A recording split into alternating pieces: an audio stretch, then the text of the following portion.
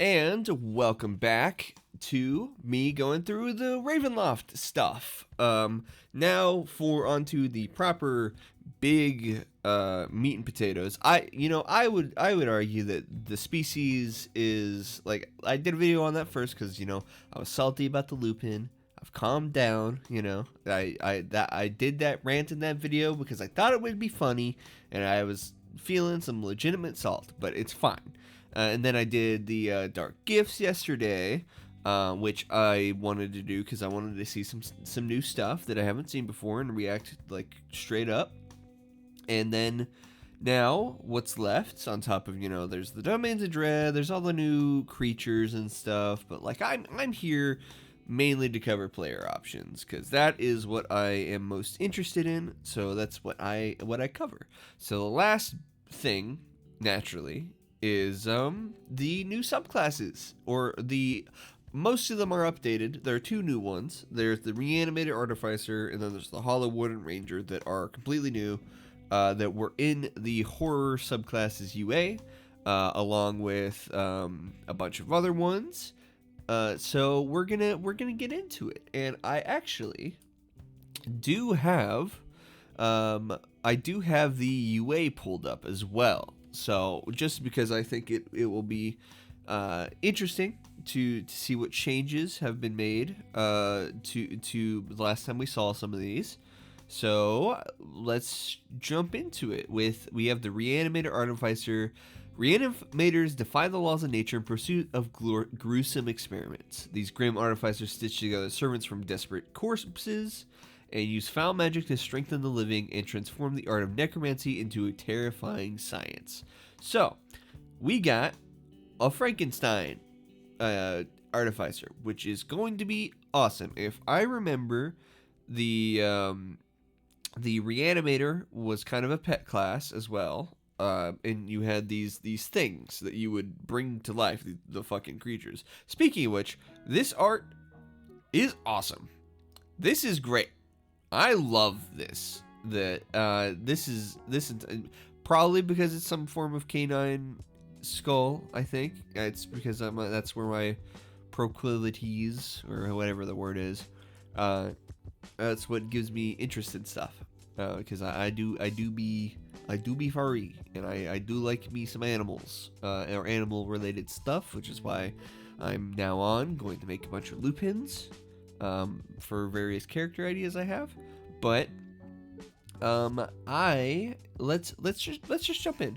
So real quick, I want to quickly go over. We'll go this one feature at a time. So Reanimator spells we used to get: False Life, Spare the Dying, Witch Bolt, Blindness, Deafness, Enhance Ability, Animate Dead, Lightning Bolt, Blight, Death Ward, Anti-Life Shell, and Raise Dead.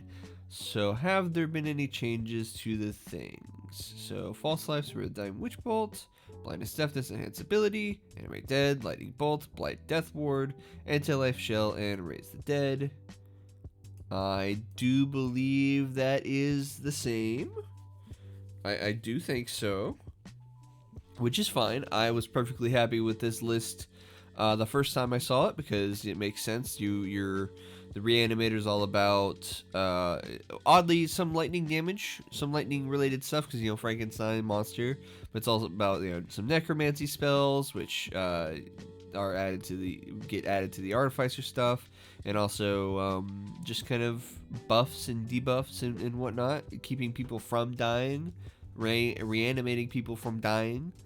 But what else? We got, the Reanimator's skill set. And whereas we previously got Jolt to Life. When you cast a Spare Dying, you modify a spell, it sends a jolt of electricity through the target, reviving it. The target regains 1 hit point, and each creature within the 10-foot animation must take a d4 plus half your Artificer roundup lightning damage if they failed the saving throw. You can modify the spell a number of times equal to your intelligence modifier. That's okay. So what did we do? What did we give us? Is this the same? We have Jolt to Life. So when we cast Spare the Dying, you can modify the spell so it sends a jolt of electricity through the target, reviving it. The target regains a number of hit points equal to your Artificer level. That's much better, right? Used to gain just 1 hit point. Hell yeah. That's a good bit better. And each creature within 10-foot emanation originating from the target makes a dexterity saving throw against a spell save DC, taking 2d4 lightning damage on a failed save and half as much on a successful one. 2d4 is not really a big deal, but it's free on top of what you were mainly doing is making sure your party member didn't die. So you can't be too upsetty about the damage being low.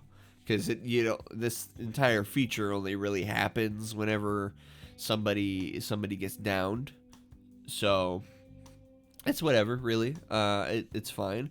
But we can also modify the spell a number of times equal to your intelligence modifier, and regain all expended uses when you finish a long rest. And the lightning damage increases by 1d4 when you reach Artificers levels 11 and 17. So it levels up, I think, at the same level cantrips do. Well, actually, there would have been another thing at level 5 here.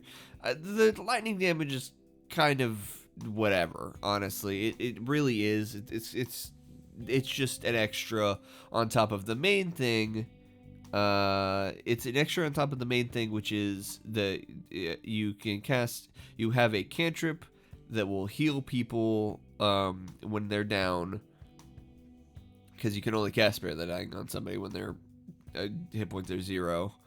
And you immediately give them some healing, which they increase to half your Artificer level, which is way better than 1.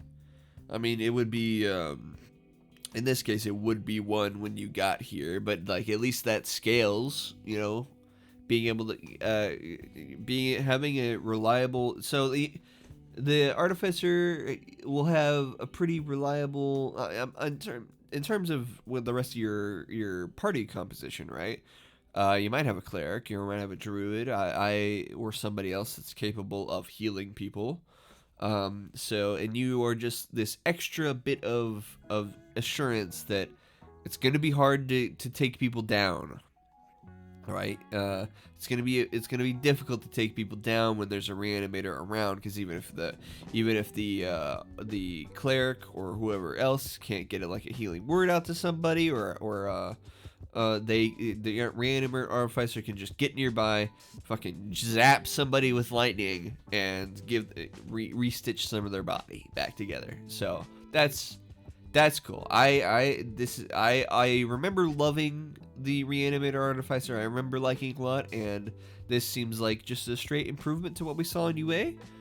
So that's good, and it's we also get, another feature at level 3, but also we get Reanimator's tools, which is, every Artificer subclass gets like a tool related feature immediately, which in Reanimator's case is Alchemist supplies. You've already have the proficiency. Yeah, usually the same thing that the other Artificers get. You get proficiency in a specific kind of tools that are thematic with the subclass. Alchemist, I would say, is pretty accurate, right? Alchemist is pretty accurate.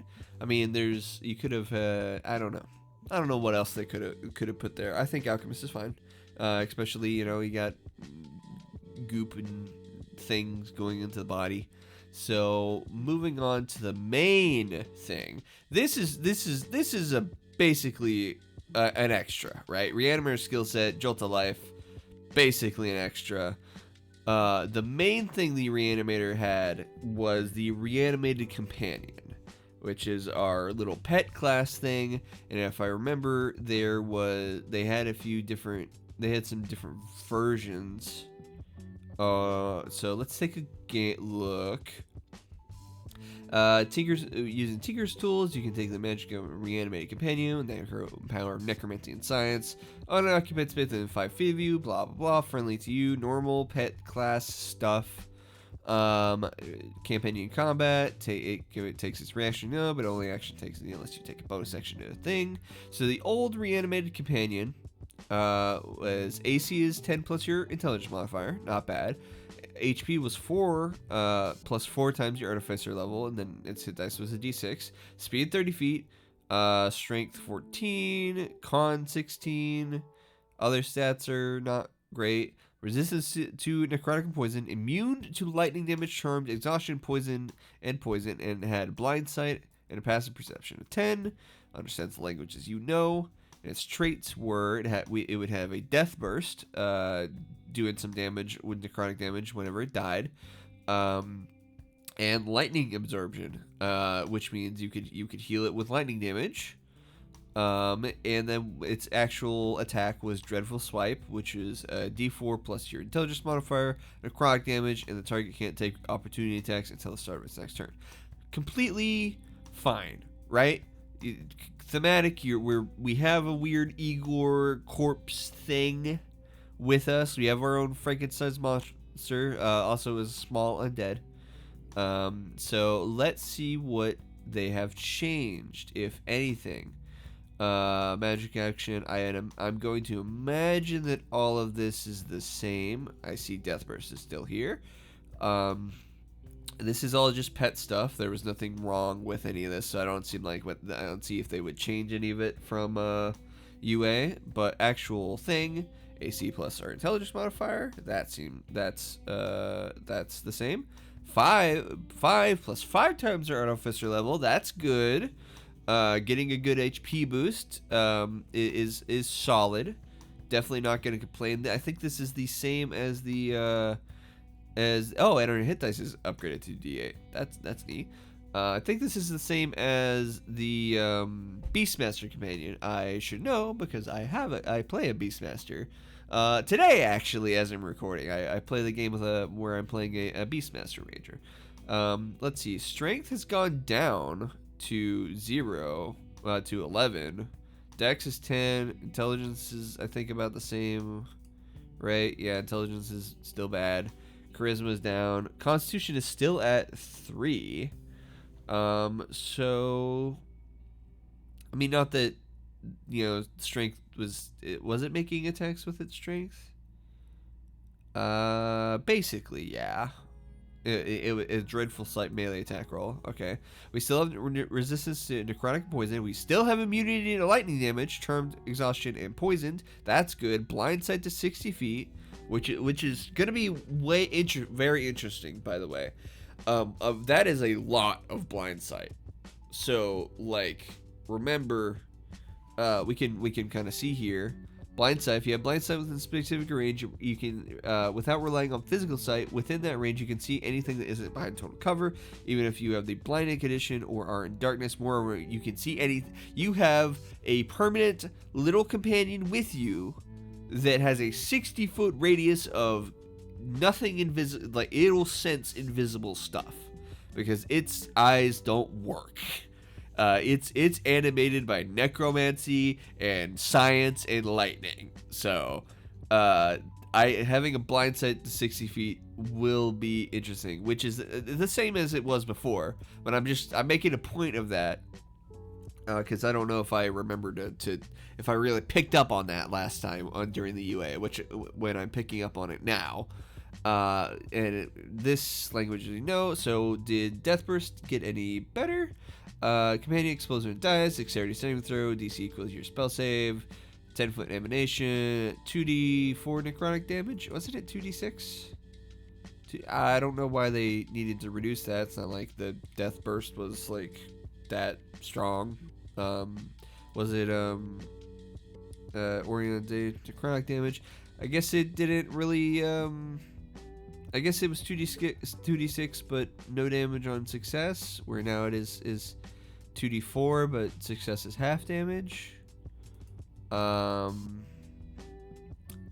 don't see why they needed to reduce it to 2d4 instead of 2d6. That seems a little unnecessary. But I mean, we got a good HP boost, so give and take, I guess. And then we have lightning absorption, which is the same, completely immune to lightning damage. In fact, lightning damage heals it, which you can synergize, which is, you can be pretty reckless with this thing. Honestly, it's kind of wild. You could be pretty reckless with this thing if you wanted to just kind of toss it at stuff, and then either have Witch Bolt on it, and then you can spark some healing on it every turn, or just toss it in the way and not have to worry about lightning bolting your own thing because it'll just heal it. There's some interesting plays you can make because it has lightning absorption. Let alone, depending on the setting, if there's like electricity around, like if you're playing in some sort of modern setting where lightning, electricity could be a factor, you can have your reanimated companion like just rip wires out of the wall to heal itself. That would be fun. We have Dreadful Swipe, melee attack roll.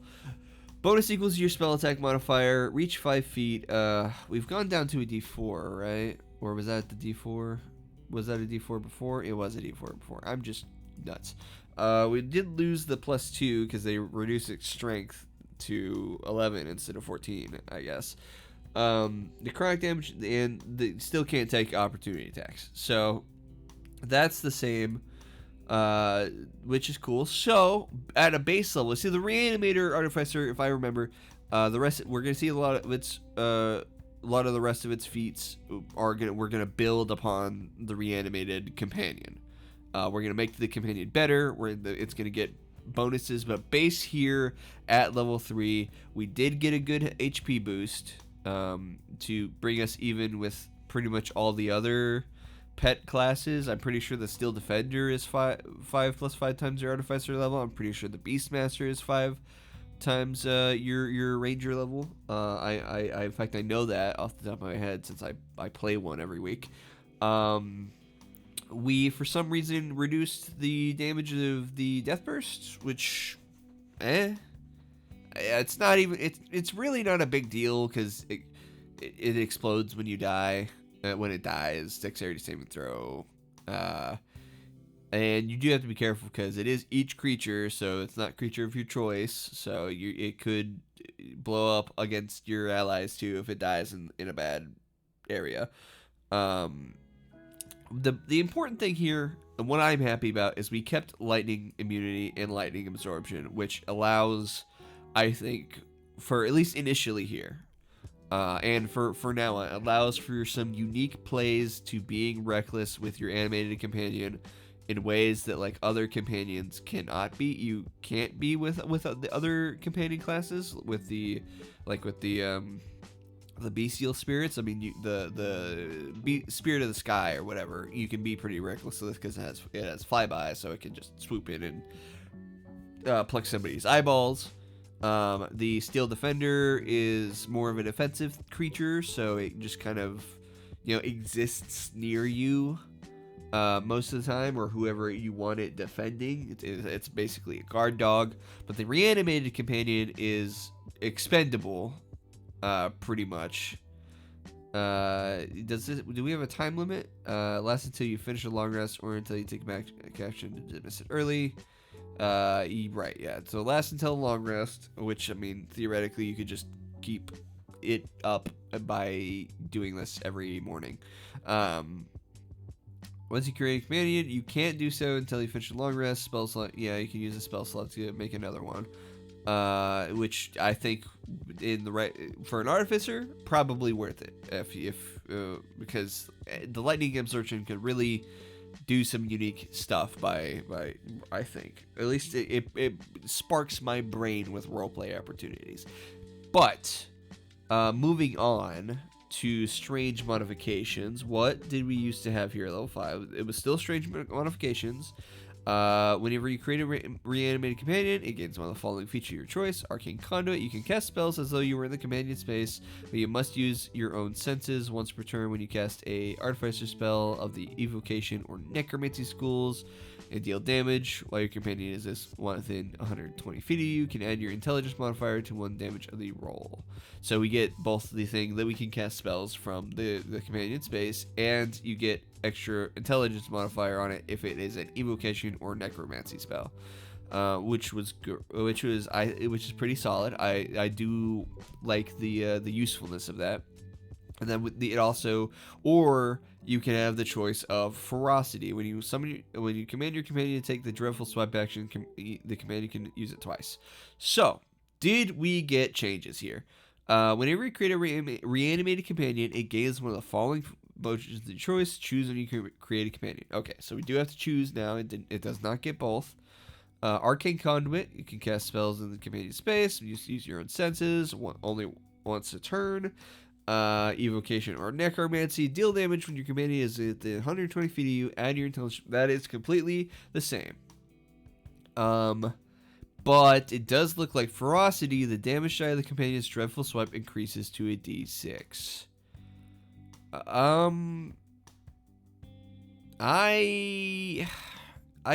That's not great. We lost a second attack for an increase on the damage dice.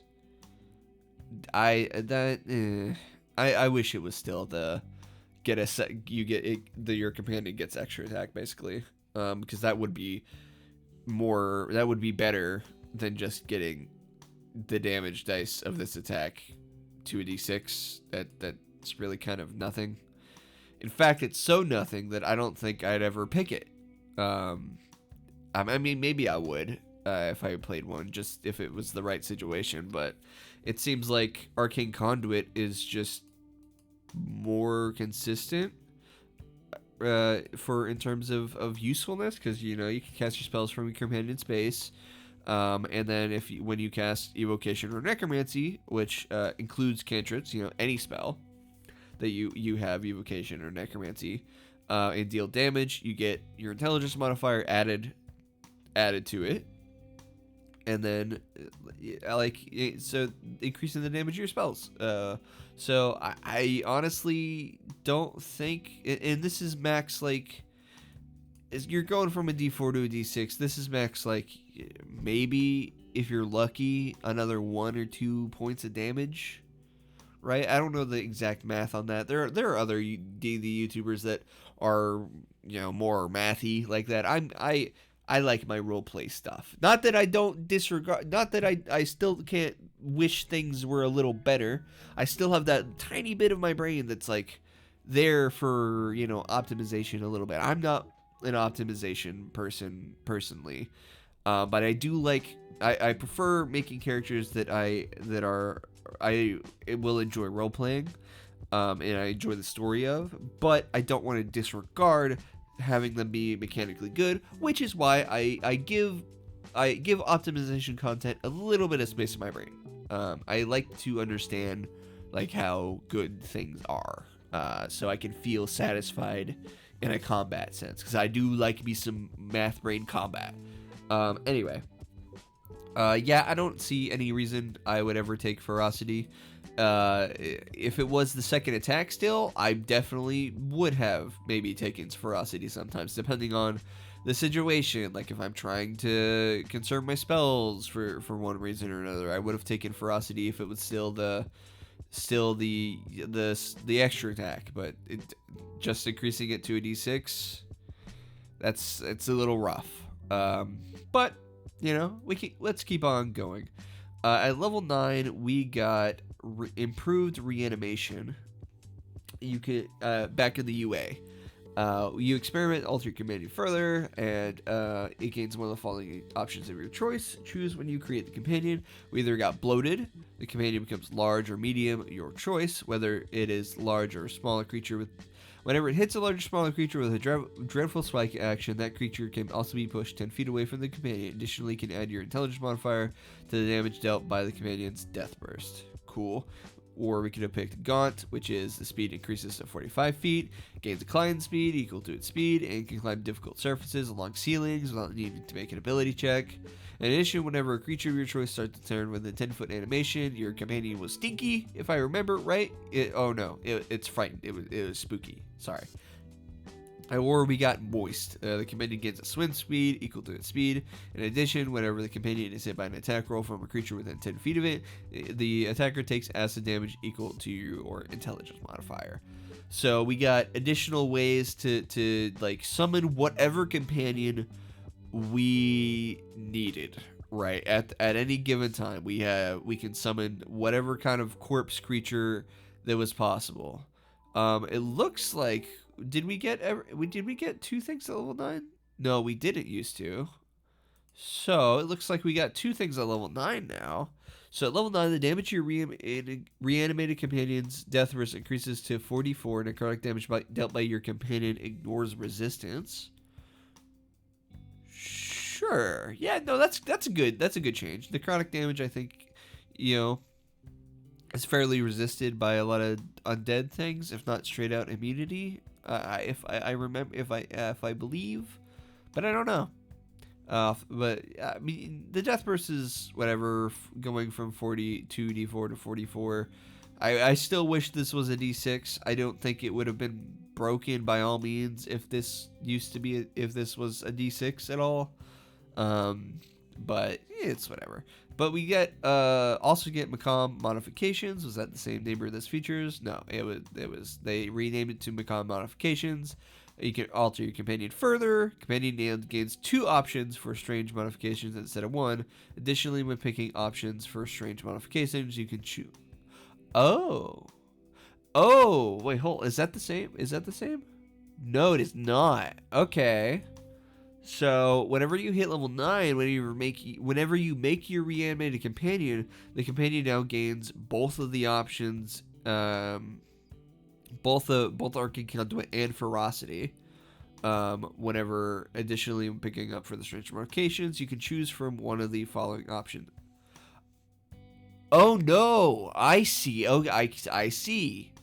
It gains 2 options for strange modifications instead of 1. Additionally, when picking options for strange modifications, you can choose from the following options. So, Arcane Conduit, Ferocity, Bloated, Gaunt, and Moist. You can pick 2 of the whole list.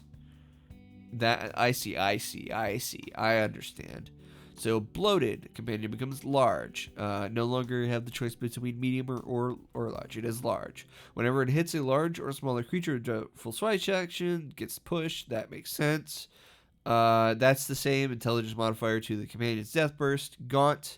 Speed increases at 45 feet. Climb speed equal to its speed. Climb difficult surfaces. 10-foot emanation to fear people. Yep, that's the same. Moist is, swim speed equal to its speed. It can move through space as narrow as 1 inch without expending extra movement to do so. Was that there? Did I skip over that? Oh, yeesh, that's gross. Whenever the companion is hit by an attack roll from a creature within 10 feet of itself, the attacker takes acid damage equal to your intelligence modifier. So Moist got a little bit. The Bloated and Gaunt were the same, but they added a little bit more to Moist. God. Ew, your companion slipping into small places. That's gross. Nasty. But useful. But I do like, you know what? I like that change a lot because it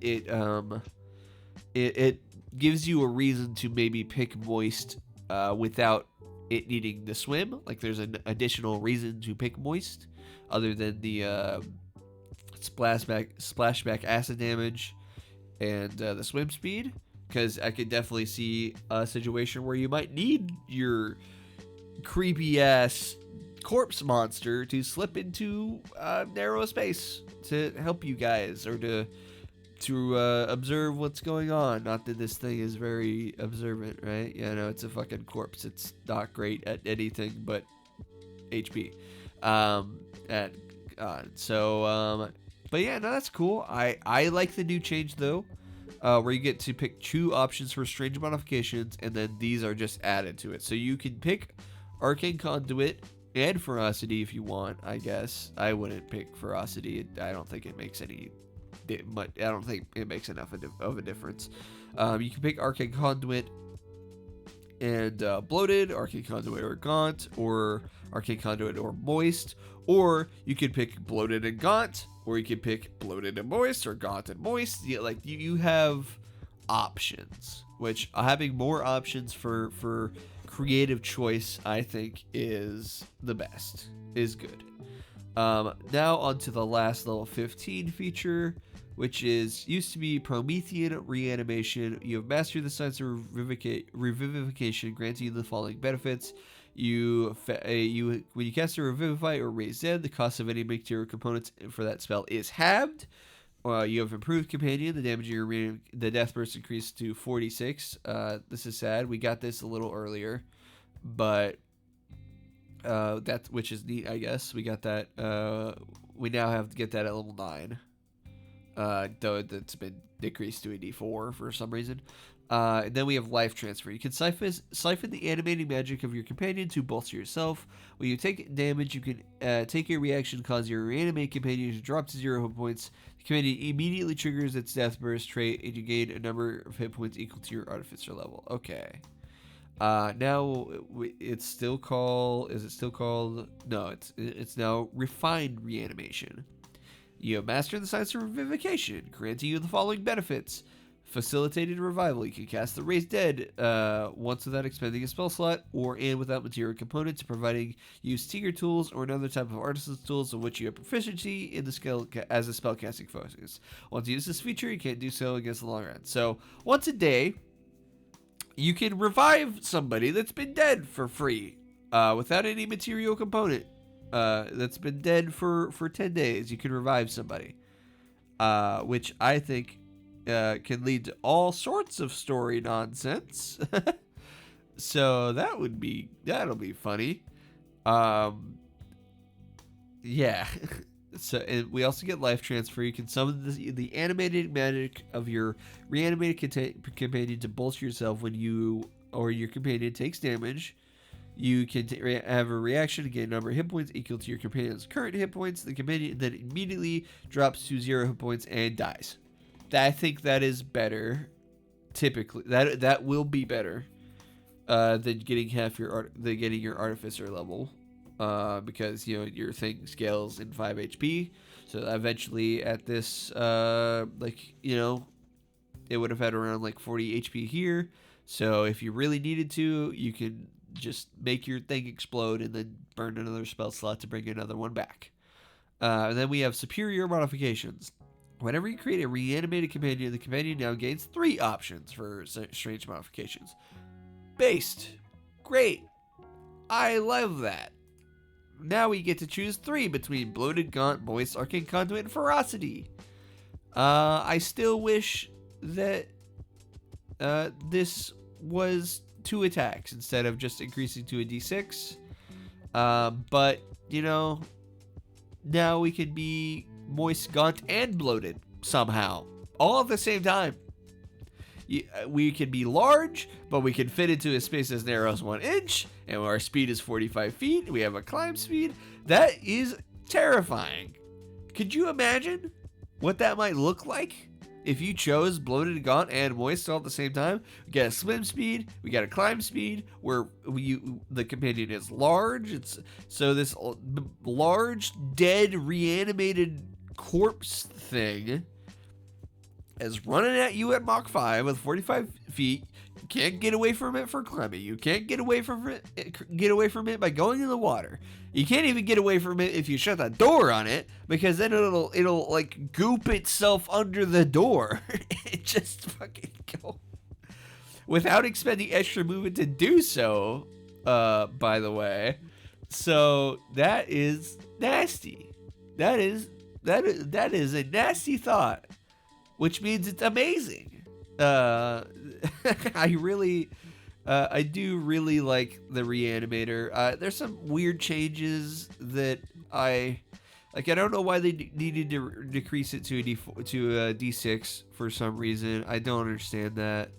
And then I don't understand why they had to change Ferocity to just increasing the damage dice to a D6 instead of having the extra attack, which just is worse. But in exchange, we got a lot of good changes. Prime of which is the HP. That it's a good bit more HP. I don't even know why it used to be 4.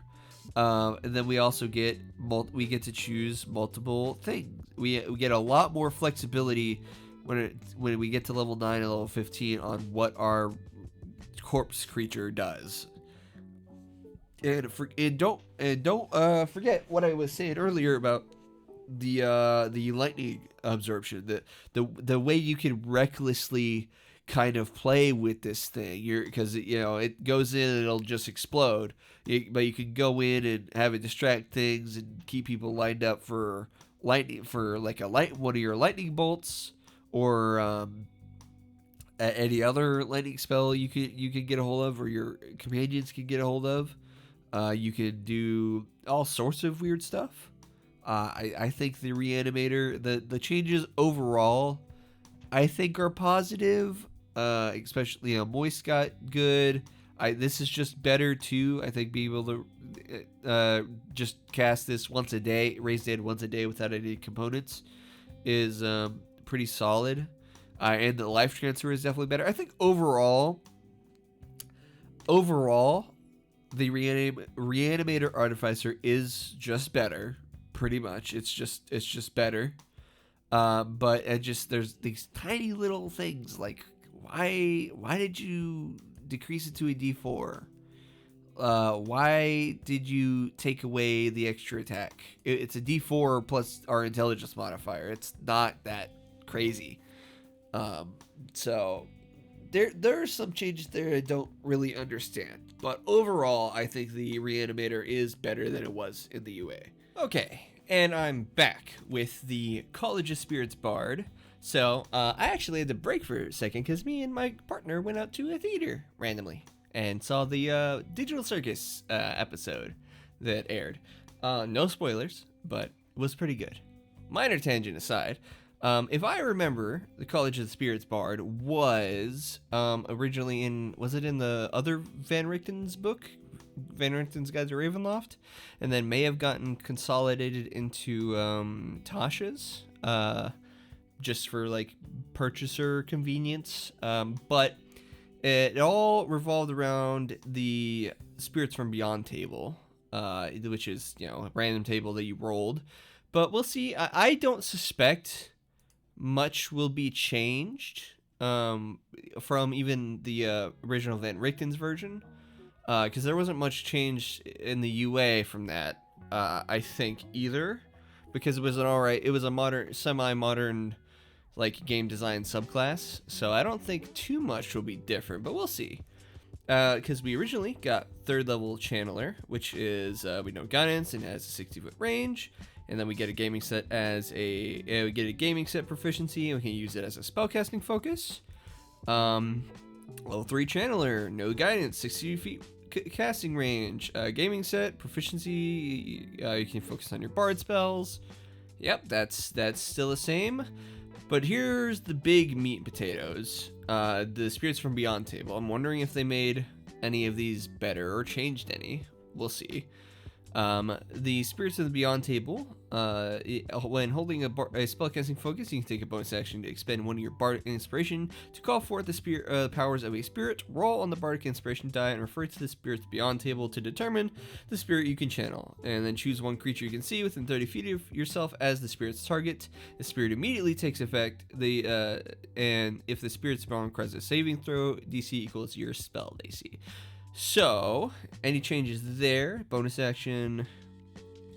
You call for spirits that empower you or your allies. When you take a bonus action, you can to give a creature a bardic inspiration die.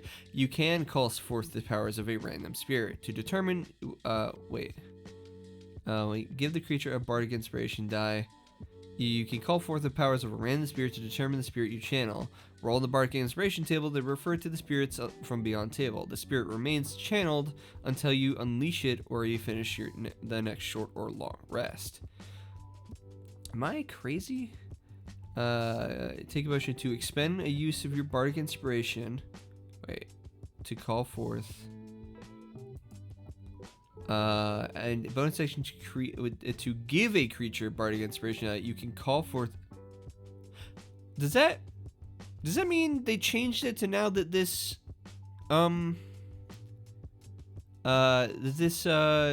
it just happens whenever you give somebody a bardic inspiration, right? You take a bonus action to give a creature a bardic inspiration die, and its previous wording in the UA was expend the use of your bardic inspiration. That would be huge if that would be huge. The spirit remains channeled until you unleash it, or until you finish a long rest. Okay, so you channel a spirit, and then you can unleash it later, or you finish a short or long rest. Okay. But then there's more stuff. There wasn't this other stuff. Controlled channeling. As a bonus action, you can expend the use of your Bardic Inspiration die and channel a specific spirit. When you do so, choose the spirit from a Spirits Beyond table rather than rolling. The chosen spirit's corresponding number must be less or equal to than the highest number on your Bardic Inspiration die. For example, if your Bardic Inspiration die is a D8, you choose to channel any spirit up to and including the Shade. Unleashing a spirit. As a magic action, you can unleash one of your channeled spirits. Choose one creature you can see within 30 feet of you for the spirit's target. The spirit then takes effect. If the spirit's effect... Oh, whoa! Okay, that's way different. Okay, yeah. That means you just roll on the table anytime you use your Bardic Inspiration in general, and then you lock in a spirit to unleash later. So you roll randomly, and then you can roll randomly whenever you give people Bardic Inspiration, and then you can, as an action, channel it later. I would hope that because these are now the Unleashing Spirits are a full action, that a lot of them are going to be a lot stronger. I hope so. Spirit remains channel until you unleash it or until you finish a short or long rest. That's good.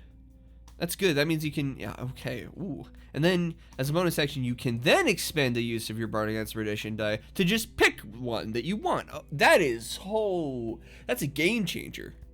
That's a mega game changer from how it used to work. This means it's, like, infinitely better, right? No...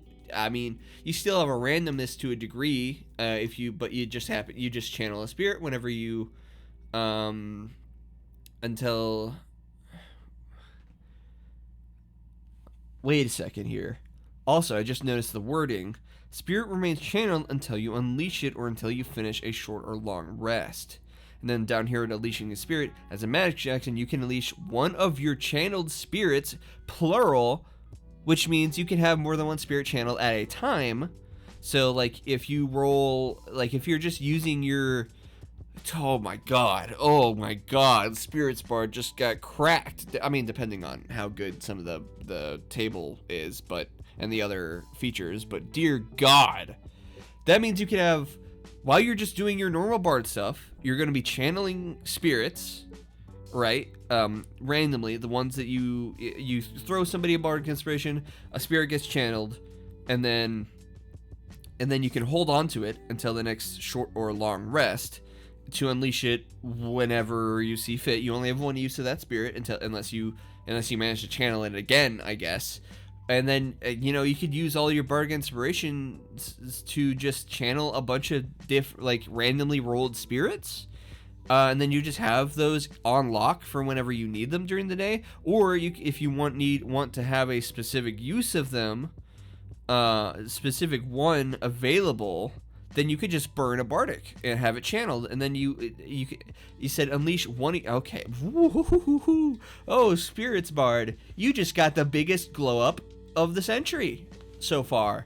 Oh my god. Oh my spirit god. Oh lord. That is so fucking cool. Okay. But the main big thing is we gotta see the Spirits from Beyond table. All right. Okay. That's a major game changer. But the first rolling one was Beloved. Target regains hit points equal to one roll of your Bardic Inspiration die plus your Charisma modifier. Target gains Charisma modifier. Okay, that's the same. Sharpshooter takes force damage equal to one roll of your Bardic Inspiration die plus your Charisma modifier. That's the same.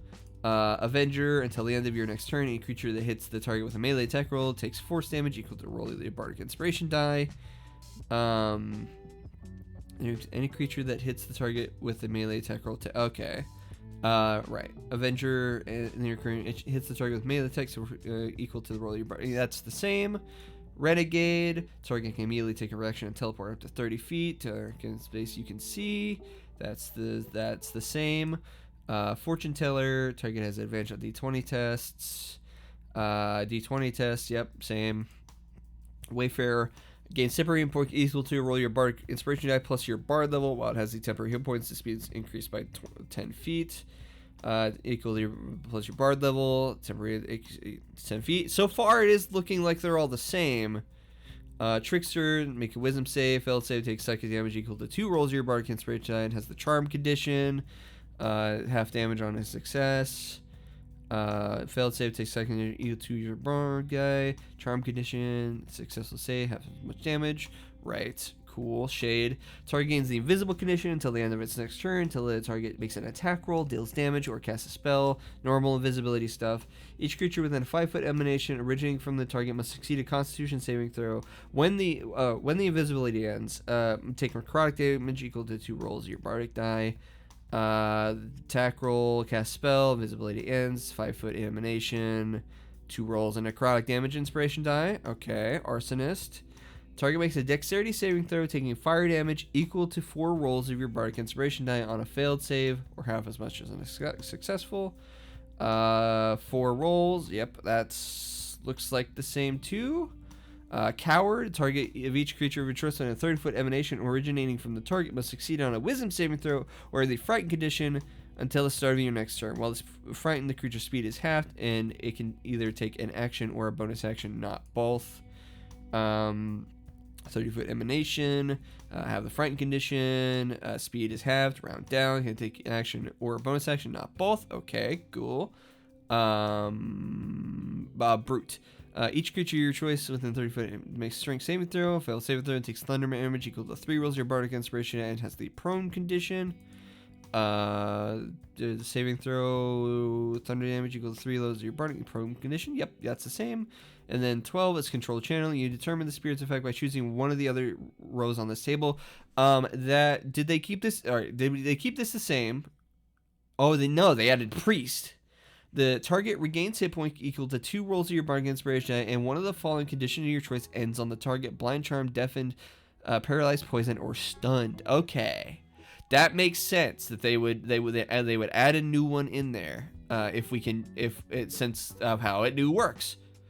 Okay, so it looks like pretty much all of the spirits have been unchanged, save for the addition of priest that takes the place of controlled channeling, which is fine. I mean, again, all of this, if you don't expend your bardic inspirations to snag a specific spirit, all of this just happens naturally as you do bard stuff, and then you have the option to use these like a spell. And most of these are pretty solid in terms of, worthy of like a first level or third level spell. I mean, this is basically a reaction Misty Step that you use. It's basically a second level spell for Renegade here. But yeah, no, this Spirits from Beyond. Massive glow up, and I didn't even think Spurious Bard was bad in the first place. I mean, subclasses with random tables are kind of wishy-washy, but yeah, I hope they do something similar if we ever get the Wild Magic Barbarian again. That they give it a glow up like this. That would be pretty wild. Granted, it's wild magic. It's supposed to be a little random on that case, but I hope they for more subclasses that might have like a random table like this, I hope that they kind of do the same thing here or something similar, because that is good. Okay. Moving on. What did we get? Alright, for level 6, we used to get Empowered Channeling, the ability to channel spirits approved. You gain the following benefits: Power from Beyond. Once a turn, when you cast a bard spell that deals or restores hit points, you roll a d6. You can gain a bonus to one of the spell's damage rolls or total hit points equal to the number rolled. Fair enough. Spiritual Manifestation. You always have the Spirit Guardian spell prepared, and you can cast the spell once without expending a spell slot. You gain the ability to cast it when you finish a long rest. Whenever you start casting the spell, you can modify it so the spirits also guard against worldly threats. And when casted this way, you and allies within the spirit's emanation have half cover. I remember that. Yeah, that was pretty good. The Spirit Guardians is already based. Giving it half cover is wacky.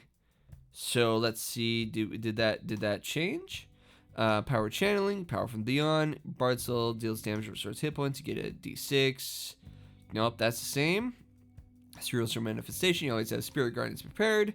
You cast a spell once without a spell slot, gain the ability to cast it. Whenever you cast a spell, you can modify it so the spirits also guard against worldly threats. When you cast the spell in this way, you and allies within the spell's emanation have half cover. Once you modify the spell in this way, you can't do so until you finish a short or long rest. Okay, good.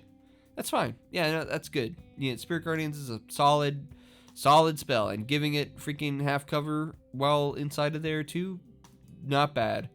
And then the last thing is Mystical Connection. Yeah, mastery over the spirits you call forth. When you roll in spirits beyond the table, you can roll a die twice.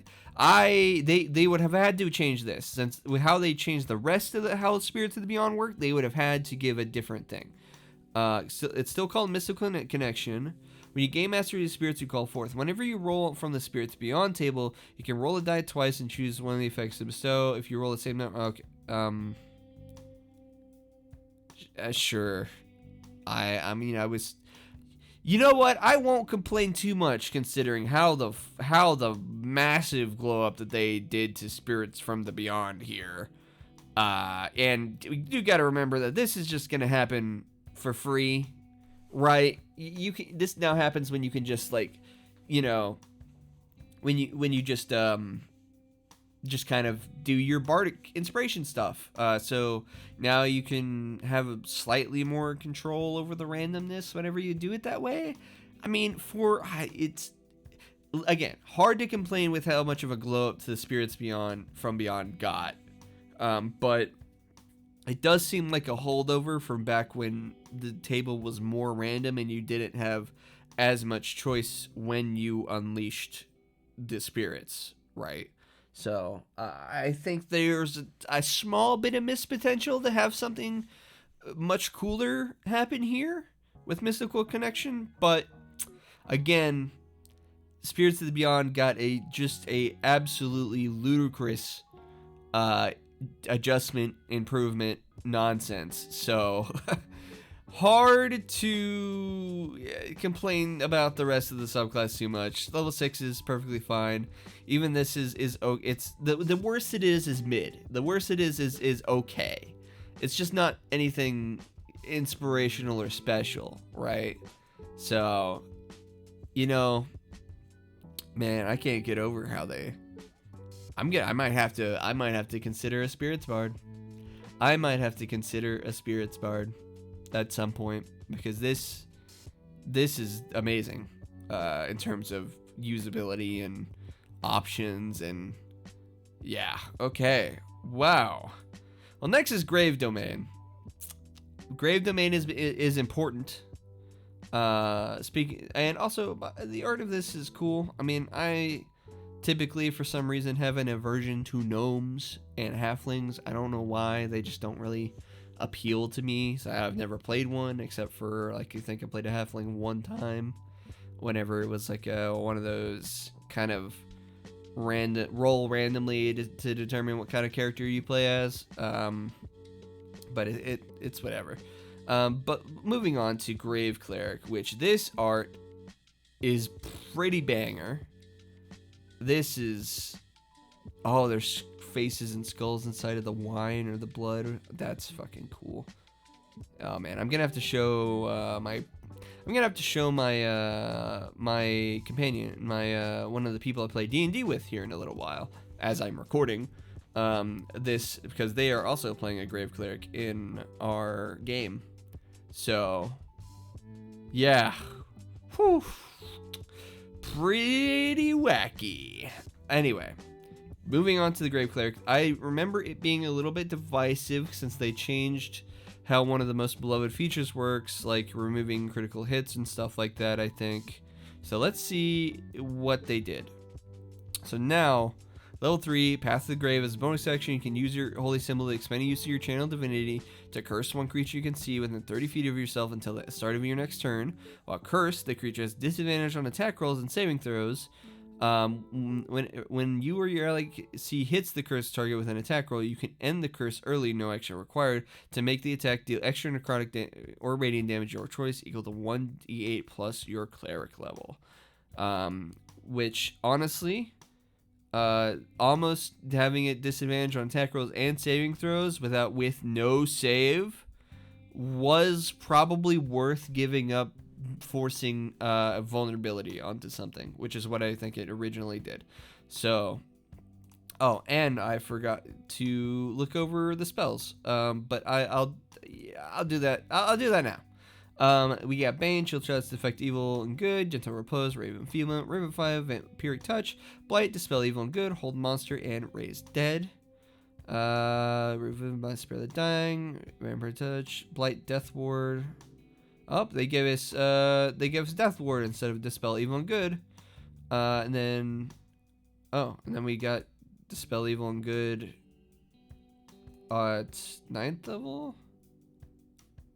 Did they like increase the level of Dispel Evil and Good? In the new series, I don't know. I don't remember. Small change. I mean, we got Death Ward. We got Death Ward instead of Hold Monster. I mean, Hold Monster probably better, but you know, it's okay. It's fine. Still a thematic list. Can't complain. But here we got Circle of Mortality. Oh man, I fully just completely skipped. I am so sorry. How about I scoot here to the Path to the Grave? Just because I read it earlier. As a bonus action, you present Holy Symbol to curse the target creature within 30 feet of yourself to start your next turn, while curse the creature has disadvantage on attack rolls and saving throws. Equal to your no d8s equal to your cleric level. For shame. But as I said, no saving throw within 30 feet. You now have disadvantage on attack rolls and saving throws. It's pretty good, though. I do have to wonder. You can curse one creature in 30 pieces of itself until the start of your next turn. Okay, so it's only one turn. But I'd imagine that you would end the curse early just to get the extra pip of damage before it gets to your turn, unless the creature acted right before you. But it's fine. The damage, honestly, here was not the star of the show. It was the disadvantage on attack rolls and saving throws to combo with like your own spells, since this is a bonus action, or your party spells, since all attack rolls and saving throws. It's fine. But I'm gonna go up. Sorry, I did this in a slightly wrong order. I'm just a little bit stupid. So back to Circle of Mortality. You got Pull of Death. Once per turn, when you cast a spell or hit with an attack roll and deal damage to a bloodied creature, the creature takes an extra d4 necrotic damage. Kind of worthless, but fine. It's for free. Return to life. Whenever you would normally roll one or more dice to restore hit points to a creature at 0 with hit points with a spell or channel divinity, you don't roll those dice for the healing. Instead, use the highest number possible for each die.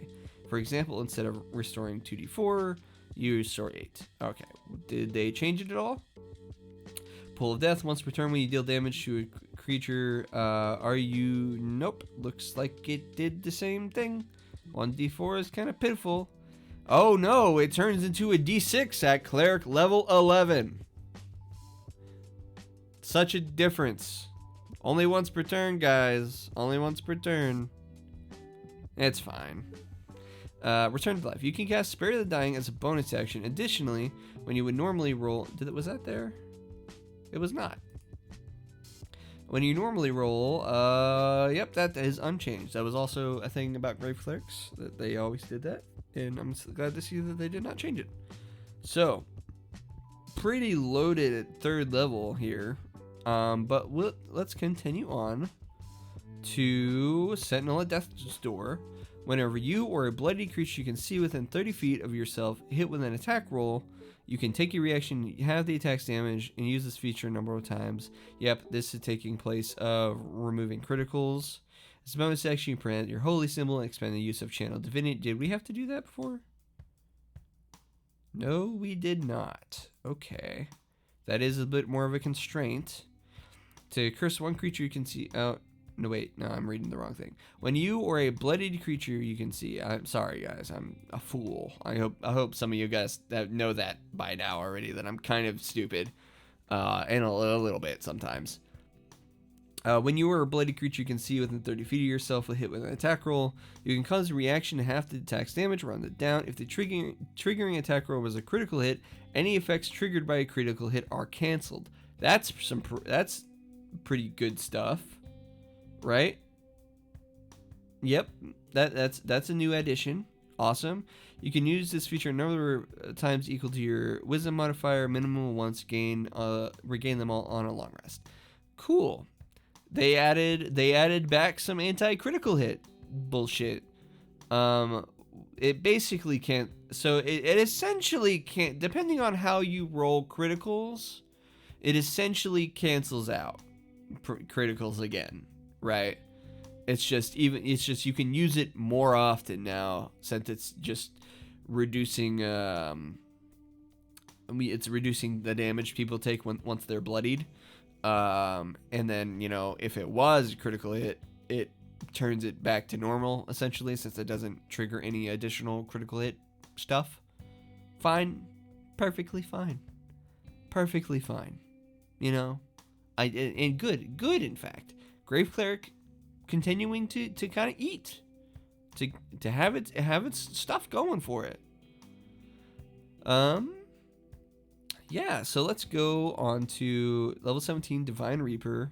Deconnection of the domain renders you a hallowed harbinger of death, granting you the following benefits.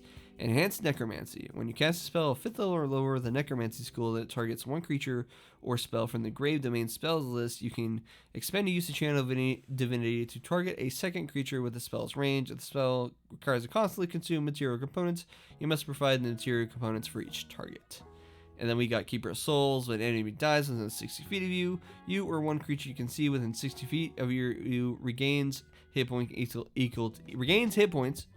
equal to 3 times your cleric level, and you can't use this feature if you have the incapacitated condition. Once you use this feature, you cannot use it again until you finish a short or long rest. Okay. Right. So let us see if they changed it. Your deconnection to this domain renders you the harbinger of death. Enhanced Necromancy. When you cast blah blah blah, targets one creature. You spell cast Necromancy targets one creature from the Grave Domain spells roll. You can expend the use of Channel Divinity to target a second creature within the spell's range. You must provide material components for each. That would pretty much mean. I mean, you can cast False Life on 2 people. Gentle Repose on 2 people. Ray of Enfeeblement on 2 people. Spare the Dying on 2 people. You can Revivify 2 people, though you need the thing. Then I guess you could technically Vampiric Touch 2 people too. You could get. Wait, does that mean you can cast Blight on 2 people too? Yeah, cast Blight on 2 people. That's not bad.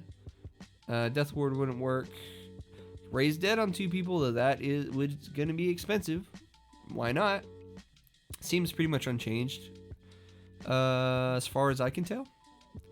But then we also have Keeper of Souls. When an enemy dies within 60 feet of you, you or one creature you can see within 60 feet of yourself regains hit points equal to twice your cleric level.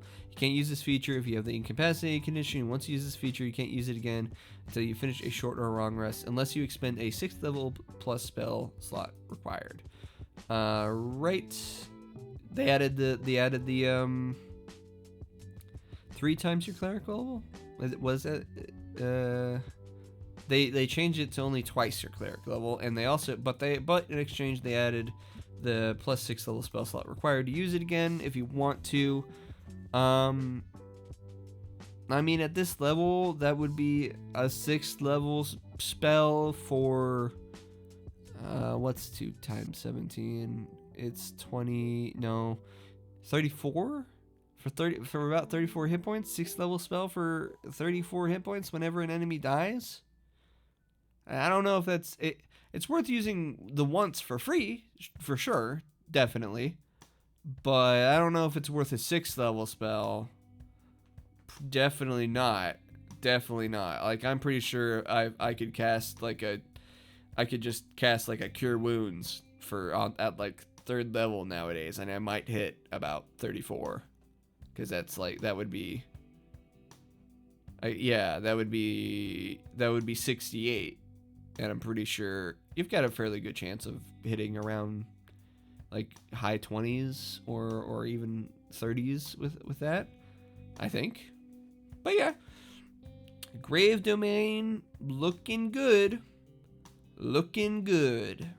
So, and especially this art. I do love this art. I've got to show this art to my friend here in a couple minutes whenever I break to D&D. I don't know if I'll get through the other ones before then, but you know, you guys will see it all edited into one video anyway, so don't worry about it. Let's just move on to the Hollow Warden Ranger. I did get a sneak peek at the Hollow Warden Ranger because they talked about the Hollow Warden Ranger on their stream, like the new stream that Wizards does with the Nerd Immersion guy, I think, right? He runs it. And we saw what the Hollow Warden Ranger, and we saw some stuff. So let's see what's properly changed. So we got Wrathful Smite, Spike Growth, Phantom Seed, Hallucinatory Terrain, and Awaken. Wrathful Smite, Alter Self, Phantom Seed, Dominate Beast, and Steel Wind Strike. That is definitely different, and I would say probably better. Spike Growth is pretty good, but I think it's still on the Ranger spell list, so you can still take it if you want. I think Alter Self is too, but by the way, I gotta say, this art is banging. I love it a lot. It's pretty cool. I think this is a Goliath, given the line-based tattoos and the skin color. I believe it's a Goliath. I love the art I love they giving us an artistic representation of all of the subclasses. They made that commitment when they went to the new 2024 rules, and I appreciate it because it gives people ideas. It gives people ideas on like what the vision is. Anyway, I would say the new spell list is pretty good. Dominate Beast. I mean, it might be a little niche. Is Dominate Beast better than Hallucinatory Terrain? I would say probably. At least more. You probably find it easier to use Dominate Beast than Hallucinatory Terrain, but I don't know. Steel Wind Strike's definitely probably better than Awaken, though. Yeah, that I don't think anybody can argue that one. Alter Self versus Spike Growth. I don't know, but like I said, Spike Growth is still on the Ranger spell list, I'm pretty sure, so you can still take it if you want. But so is Alter Self, I believe. So I think I literally just made that point a minute ago. Sorry, let's move on. Next is Wrath of the Wild. We used to get, when you cast Hunter's Mark, yep, I remember. Everybody was mad about Hollow Warden just being Hunter's Mark all the time, or having more Hunter's Mark nonsense happen. When you cast Hunter's Mark, you transform, gaining the following benefits: Ancient Armor, AC equal to your Wisdom modifier, which is pretty good. Bonus Curiosity, I mean. And then we have Unnerving Aura, starts a turn within 10-foot emanation originating for you, and it makes a Wisdom saving throw. And it can either take an action or a bonus action on this turn, not both. Your shadow, yeah, blah blah blah. Alright, so they changed it. I did hear about this because me and cat boys in my server, not literal plural cat boys. There is a person in my Discord server named like cat boys, and they bug me about D&D stuff all the time. We were talking about this the other day. The +1 bonus AC and at 11 goes to the +2. It is a definite downgrade from the Wisdom modifier, but like, if I remember the calling it, well, as a bonus action, you can expend the use of favorite enemy to transform into ghastly form for 1 minute. So they removed the reliance on Hunter's Mark in exchange for weakening the armor a bit. And let's see. We also have Prowling Retribution. Immediately after creature within 5 feet of you deals damage to you or one of your allies, you can make an opportunity attack against that creature. This is new. they added this to the feature, which I thought was very interesting. Have like a sentinel effect going on, which is pretty cool.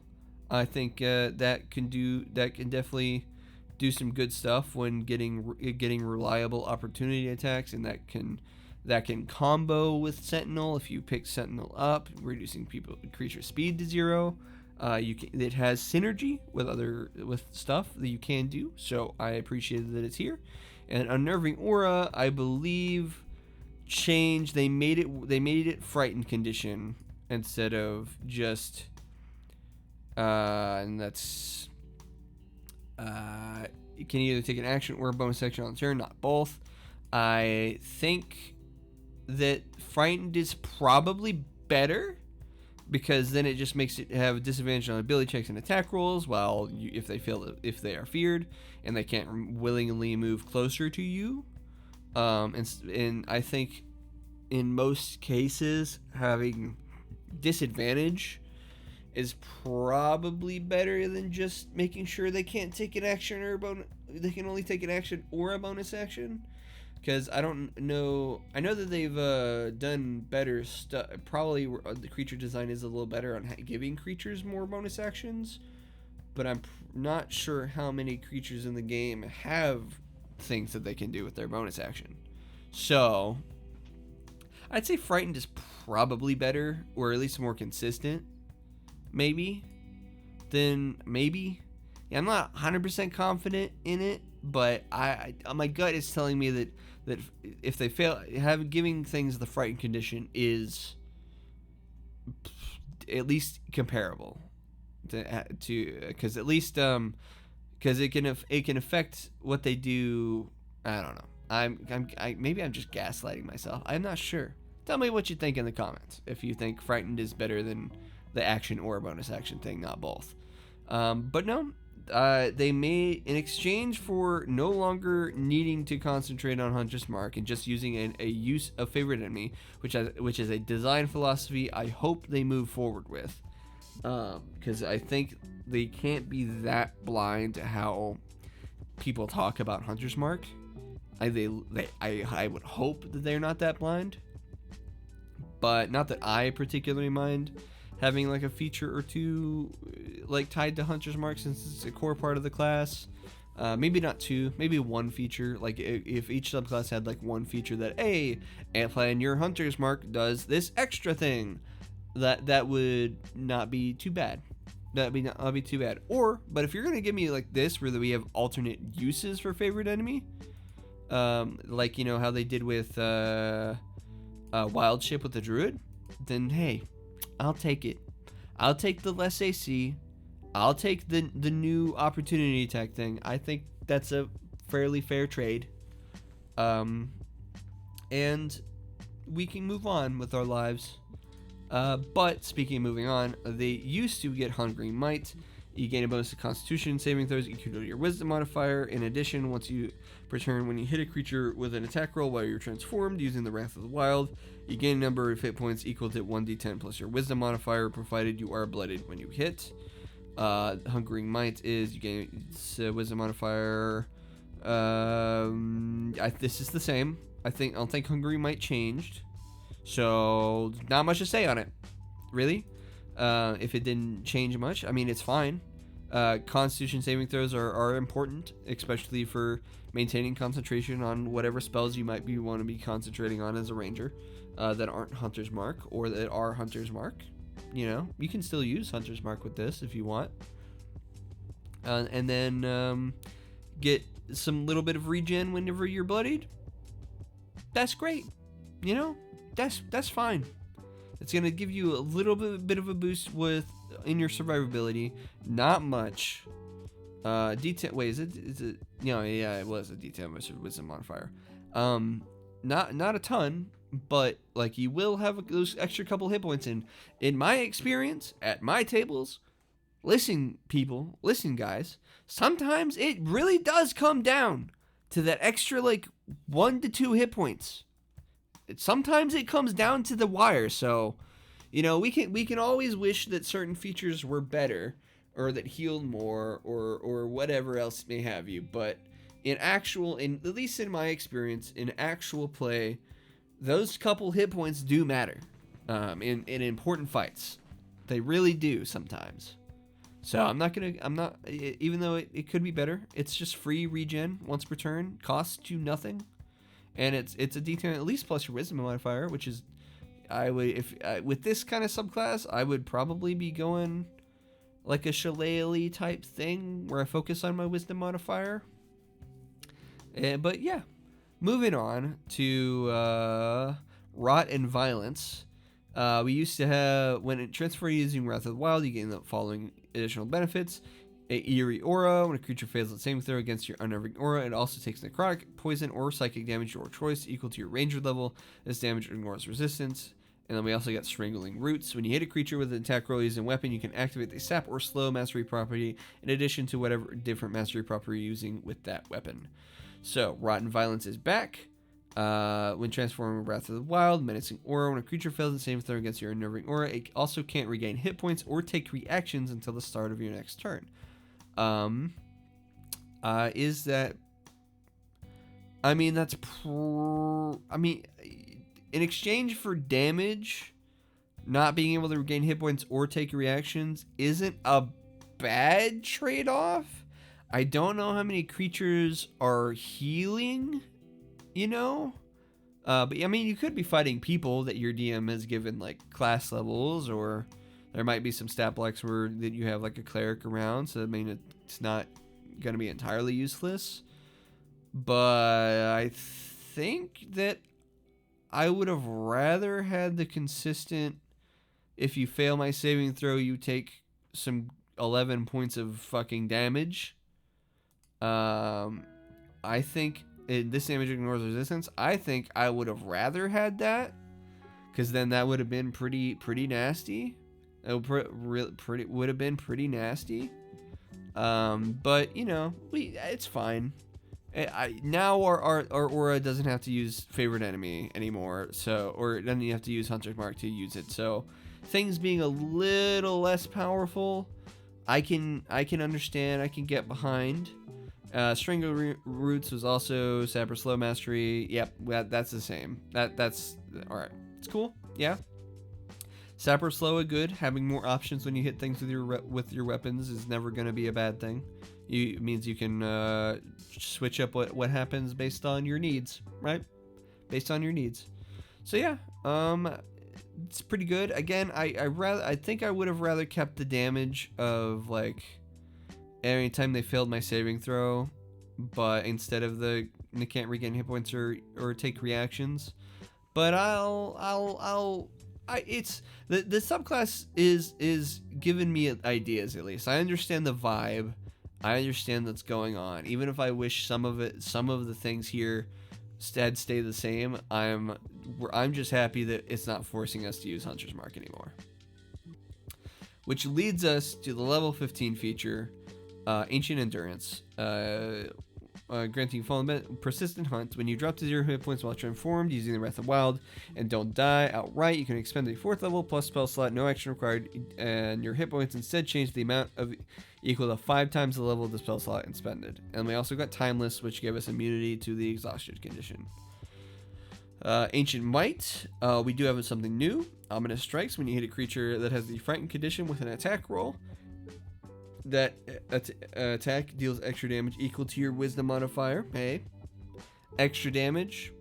It is at level 15, but yeah, I'll take it.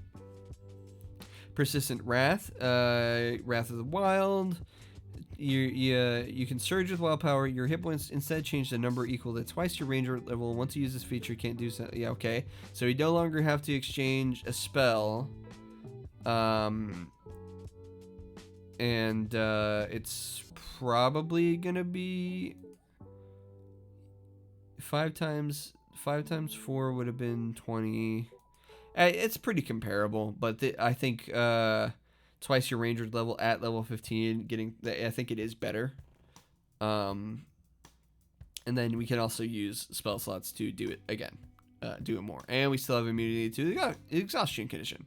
So overall, Hollow Warden Ranger, I think, has benefited a lot. We got some changes to the spell list. They have some other stuff. And then we also no longer have to use Hunter's Mark, which I think people are going to be happy about. I think people are going to be sad. I know I'm certainly sad that some of these features aren't as good as they used to be in exchange for it. But we did get Retribution.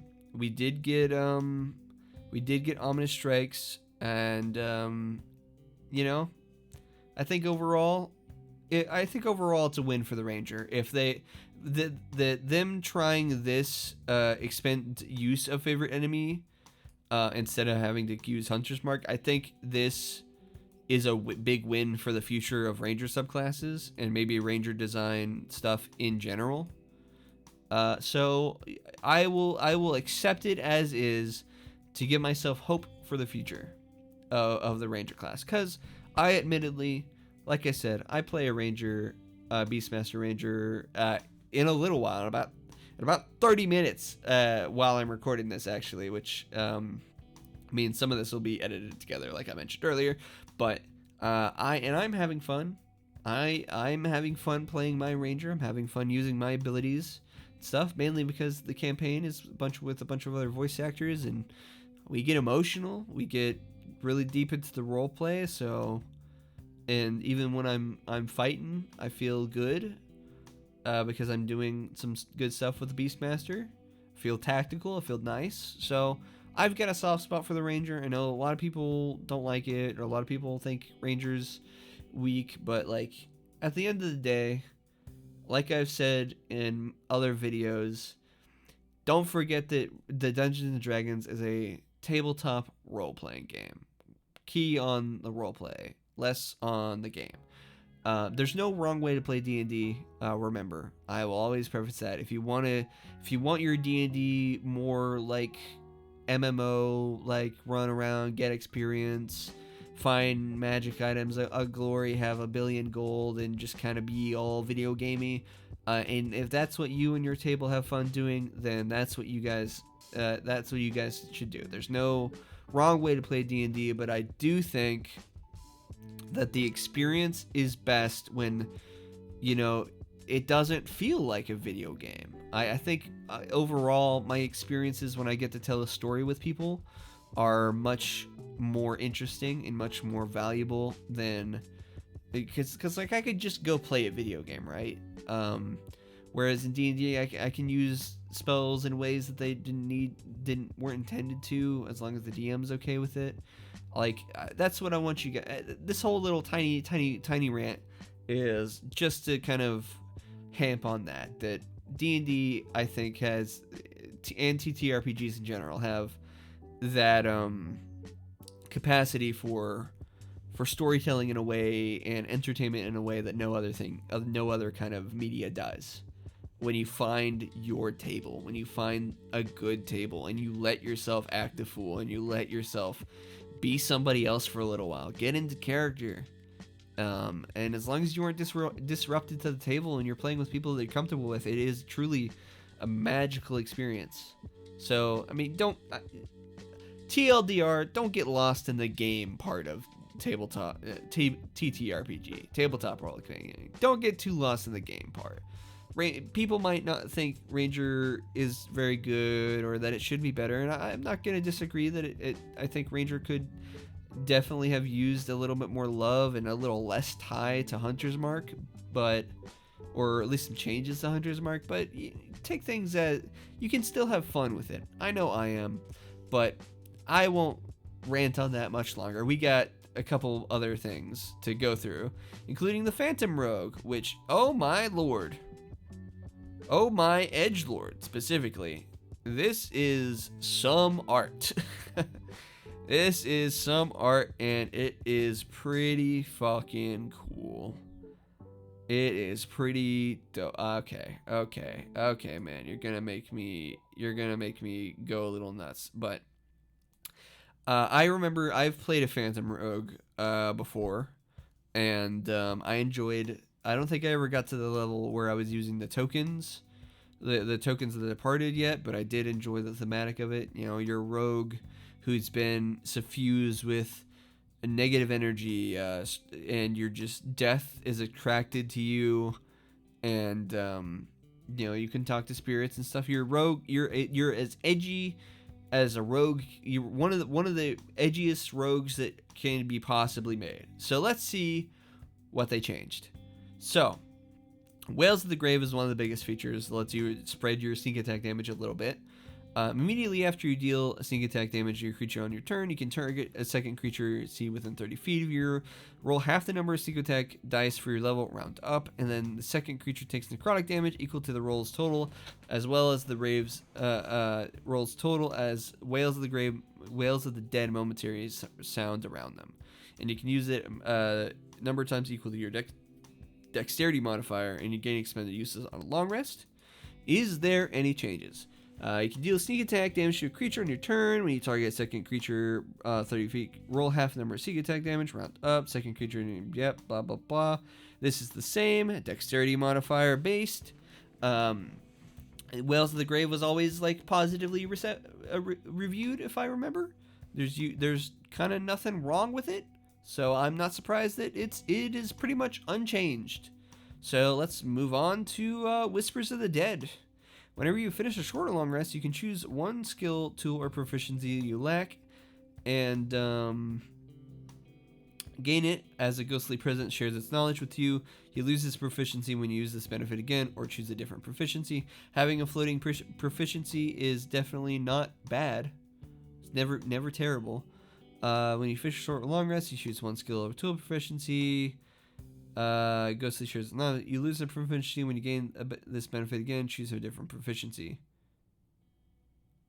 Oh, does that mean you have to like? Shares. No, you lose the proficiency when you use this benefit again to choose a different proficiency. Oh yeah, okay. I'm being a goober. I'm just thinking about it a little too hard. All right. So, yeah, level 3, we are completely unchanged from the Unearthed Arcana, and not very changed from the original Phantom Rogue either, if I remember. Because Phantom Rogue was just kind of solid. It was kind of just solid, good. Had a good thematic, had a popular thematic that I certainly know I've played with more than one Phantom Rogue. I've played a Phantom Rogue. So, let us move on to Tokens of the Departed, which is the big kind of feature of this subclass. It's a shame that rogues get their second subclass feature at level 9, but that's always been kind of a weird thing with rogues. But Spirits of the Dead, it used to be past last in your official long rest, you gain 2 soul trinkets. Each soul trinket has a tiny object. DM returns in the trinket's form whenever you roll. These trinkets last until you finish another long rest, at which point they disintegrate. If you ever move more than 30 feet from a trinket, the trinket immediately teleports to you, appearing somewhere on your person. The number of soul trinkets you get when you finish a long rest increases when you reach rogue level 13 to 3 and 17 to 4. Whenever we use a soul trinket in the following ways: Death's Canal? I don't know. When you deal sneak attack damage on your turn, you can expend one soul trinket and immediately use the Wells of the Grave feature without expending a use of that feature. The expended trinket is destroyed. We could get Life Essence.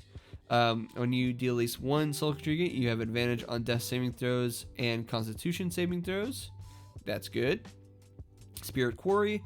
You can take a magic action to expend the one soul trinket and immediately cast the Augury spell, requiring the spell no spell components and using the dexterity as a spellcasting modifier. The expended trinket is destroyed. And regaining soul trinkets, when a creature you can see within 30 feet of you dies, you can take a reaction to gain a 1 expended soul trinket.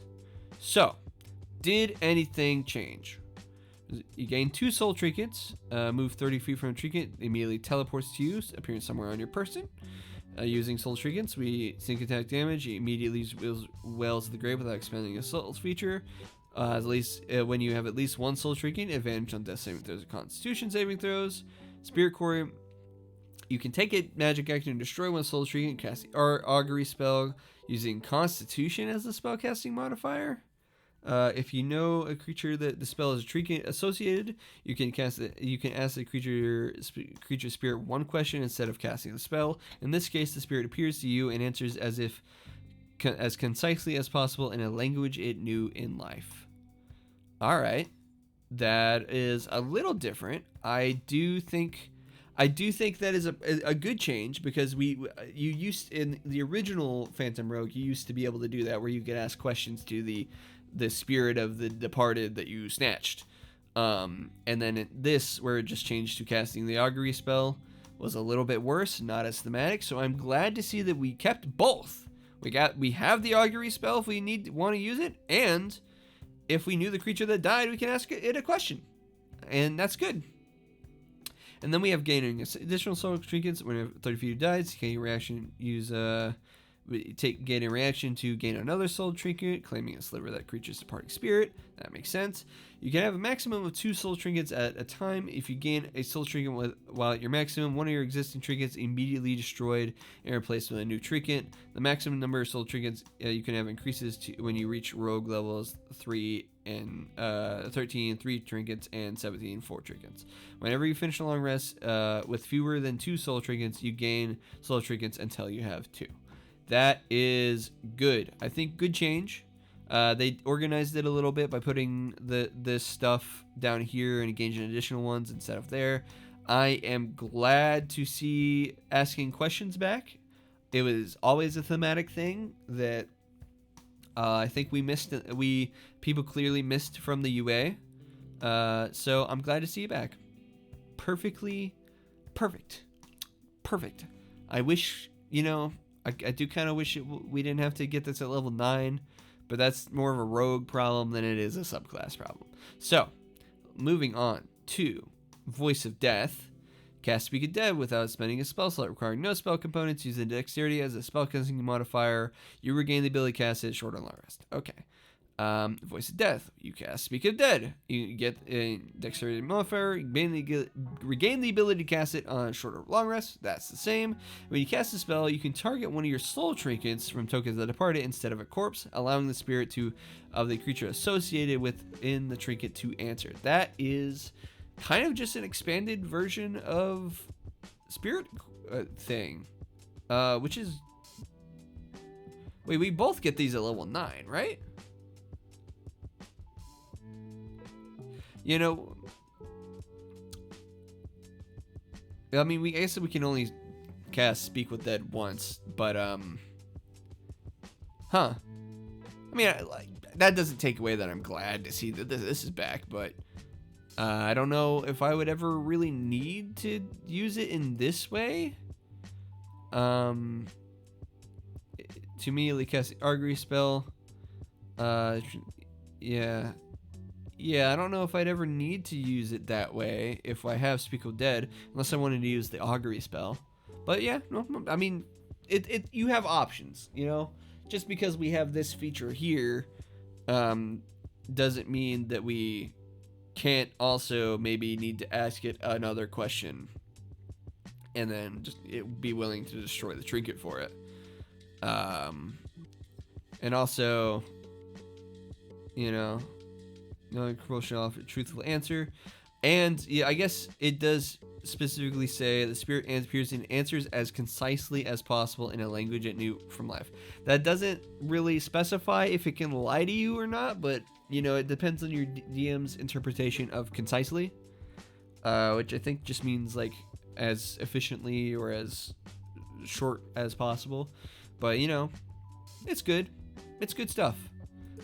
Happy to see the Phantom Rogue get just a tad bit more sauce. Not mad about it. And then the last feature, Ghost Walk. As a bonus action, you can assume a spectral form, gaining the benefits below for 10 minutes or until you end them. No action required. Once you use this feature, you can't use it again until you finish a long rest unless you expend and destroy one of your soul trinkets from the tokens of the departed. No action required. And you restore use of it. Flight, we get a 10-foot fly speed and can hover. Hazy form, attack rolls have disadvantage. And incorporeal movement, you can move through occupied spaces if they were difficult terrain. If you end your turn at such space, you can take 1d10 force damage. Alright. And did we get any changes? As a bonus action, 10 minutes or you end them, you can use it, destroy, if you want to use it again, you have to destroy one of your soul trinkets. Fly speed of 10 feet, can hover. Attack rolls at a disadvantage. You can move through creatures and objects as if they were difficult terrain, but you take 1d10 force damage if you end your turn inside a creature or object. Was that any different at all?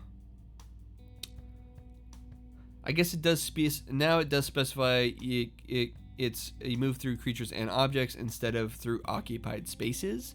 That makes it a little bit more clear that you can move through walls and stuff, which, you know, happy about. Otherwise, seems pretty much unchanged, which is fine. Ghost Walk is fun and good. There's nothing wrong with Ghost Walk. People could ask for the flight speed to be a little higher since this is level 13 and it's not really that busted, but it's fine. It's whatever. I would have loved a 30-foot fly speed as well, as much as anybody, but I'm sure it's fine. It's level 13. I'm sure you could pick up winged boots or something. But let's move on to the last feature of the Phantom Rogue, and before I have to make another cut so I can go play D&D with my friends, and then I'll be back to cover the last two, Sorcerer and Undead Warlock. You, of course, as I will say again, won't notice anything because I'll just cut it all together in video. But I'm excited to play my ranger. Things are getting emotional. Anyway, Death's Friend used to be in the UA. We get two features, Death's Lament. When you use your Wells in the Grave feature, you deal necrotic damage to both the first and second creature. And then we have Draw of Dead. When you roll initiative, you gain one soul trinket of your tokens from the departed if you have none remaining. I know people have kind of a gripe with features like that, but let's see what they changed. Death's Friend. That's the same thing, necrotic damage to first and second creature. And then we have Draw of Dead. When you roll initiative, if you have none remaining, fine. It unchanged, but overall, Phantom Rogue is just as cool and good as it always was. It even got a little bit of sauce added back to it with some flavor and stuff. A little bit of new stuff here with Speak of the Dead.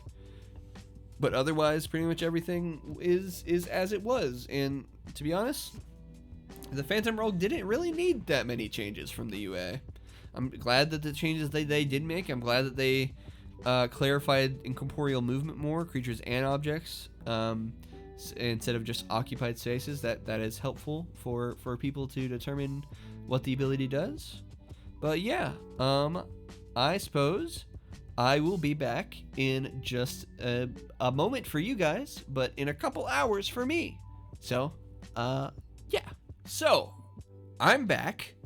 It took me a little longer than I thought because I had D&D, and that was a very emotional session. And then I had to work early this morning, and then by the time I was getting out of work, it was time to stream Summer Games Fest. So I'm coming right off of eating dinner right after Summer Games Fest to finish this up.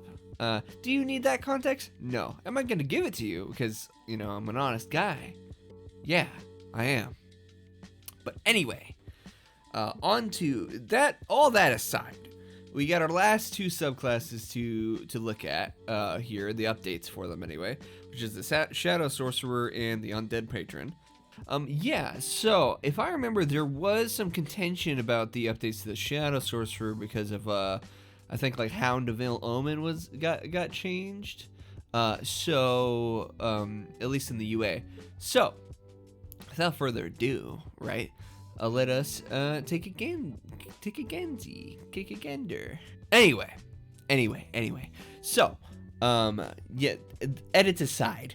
The level 3 in the UA, we got Eyes of the Dark, which gives us dark vision within a range of 120 feet and blind sight within a range of 10 feet. In addition, if a spell you cast creates an area of darkness, you can see normally through that spell's darkness. Did they change that up? It looks like we don't have that feature anymore. Or actually, I see that it was I see Eyes of the Dark down here. So I guess we'll get to that in a moment. But we'll go after the spells. The spells. Does there any big changes to our spell list? We got Bane, Darkness, Inflict Wounds, Pass Without Trace, Hunger of Hadar, Summon Undead, Greater Invisibility, Phantasmal Killer, Contagion, and Creation. Let us see. Bane, Darkness, Inflict Wound, Pass Without Trace, Hunger of Hadar, Non-Detection instead of Summon Undead. Fair enough, yeah. If we're going with the Shadow Sorcerer being like a stealthy sorcerer, not being immune to divination spells, you're hidden from divination spells, that thematically makes sense. Greater Invisibility and Phantasmal Killer, that was the same, and then we got Contagion and Creation again. So only big change here is we don't have summon Undead anymore. I wonder why. Maybe it has something to do with Beast of Ill Omen, because Beast of Ill Omen I see there, because I do remember that Spirits of Ill Omen, so other stuff things. So we'll get to that when we get to that. We'll see. But first, we actually have Power of Shadow, which gives us Eyes of the Dark. We got 120 feet of dark vision and blind sight. In addition, if you cast a spell that creates an area of darkness, you can see normally through the spells of darkness. Then we have Strength of the Grave, which, if I remember, was that a part of the original Shadow Sorcerer? I could look that up. Rules, classes, boop, boop, boop, boop, boop, boop, boop, boop. Sorcerer, shadow magic. We did get Strength of the Grave, so that's original, and it wasn't back in the UA, so I guess they added it back. So Strength of the Grave is if you would drop to 0 hit points and not die outright, you can make a Charisma saving throw DC 5 plus the damage taken. On a successful save, your hit points instead change to a number equal to your Charisma modifier plus your Sorcerer level. If you succeed on the save, you can't use this benefit again until you finish a long rest. So, straight from level 3, we have a potential save from unconsciousness. Token feature that a lot of races or a lot of species and a lot of other subclasses get as well, but we get it straight here. A lot of other classes and subclasses get, but we get it here straight from level 3, which is good.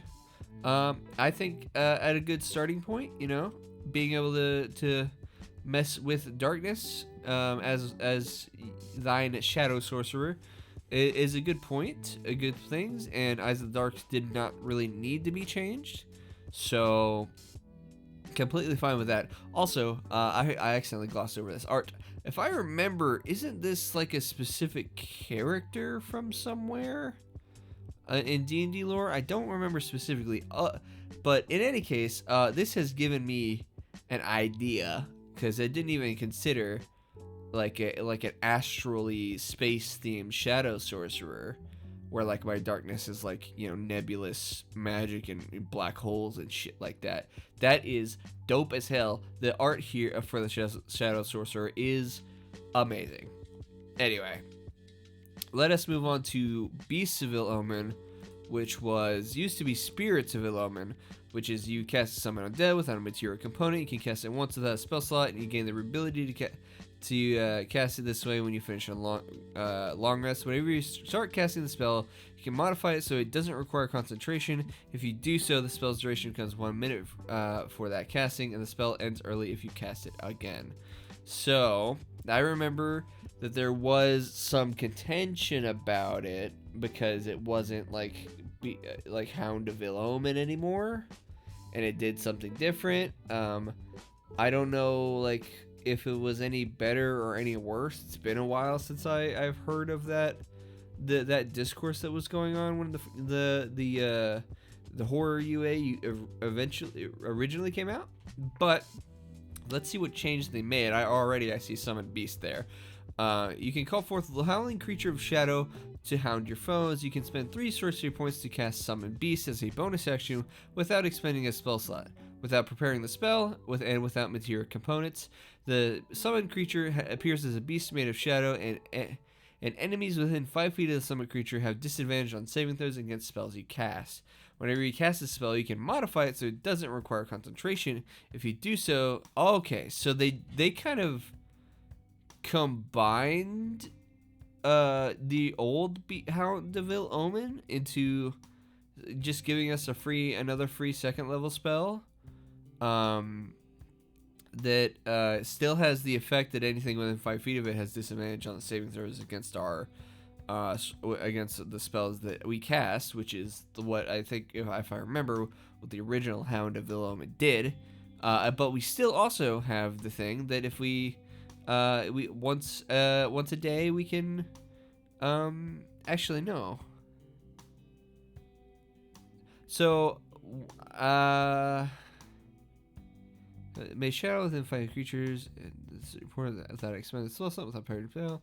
Okay, so this feature isn't limited at all. We can as long as we spend the 3 sorcery points, we can cast Summon Beast as a bonus action, and then if we want to, we can modify the spell so it doesn't require concentration, but it only lasts for a minute, which is probably more fair to inflict upon Summon Beast since it's only a second level spell instead of Summon Undead, which is like a 3rd level spell or a 4th level spell? I don't remember off the top of my head. So I mean that's pretty solid.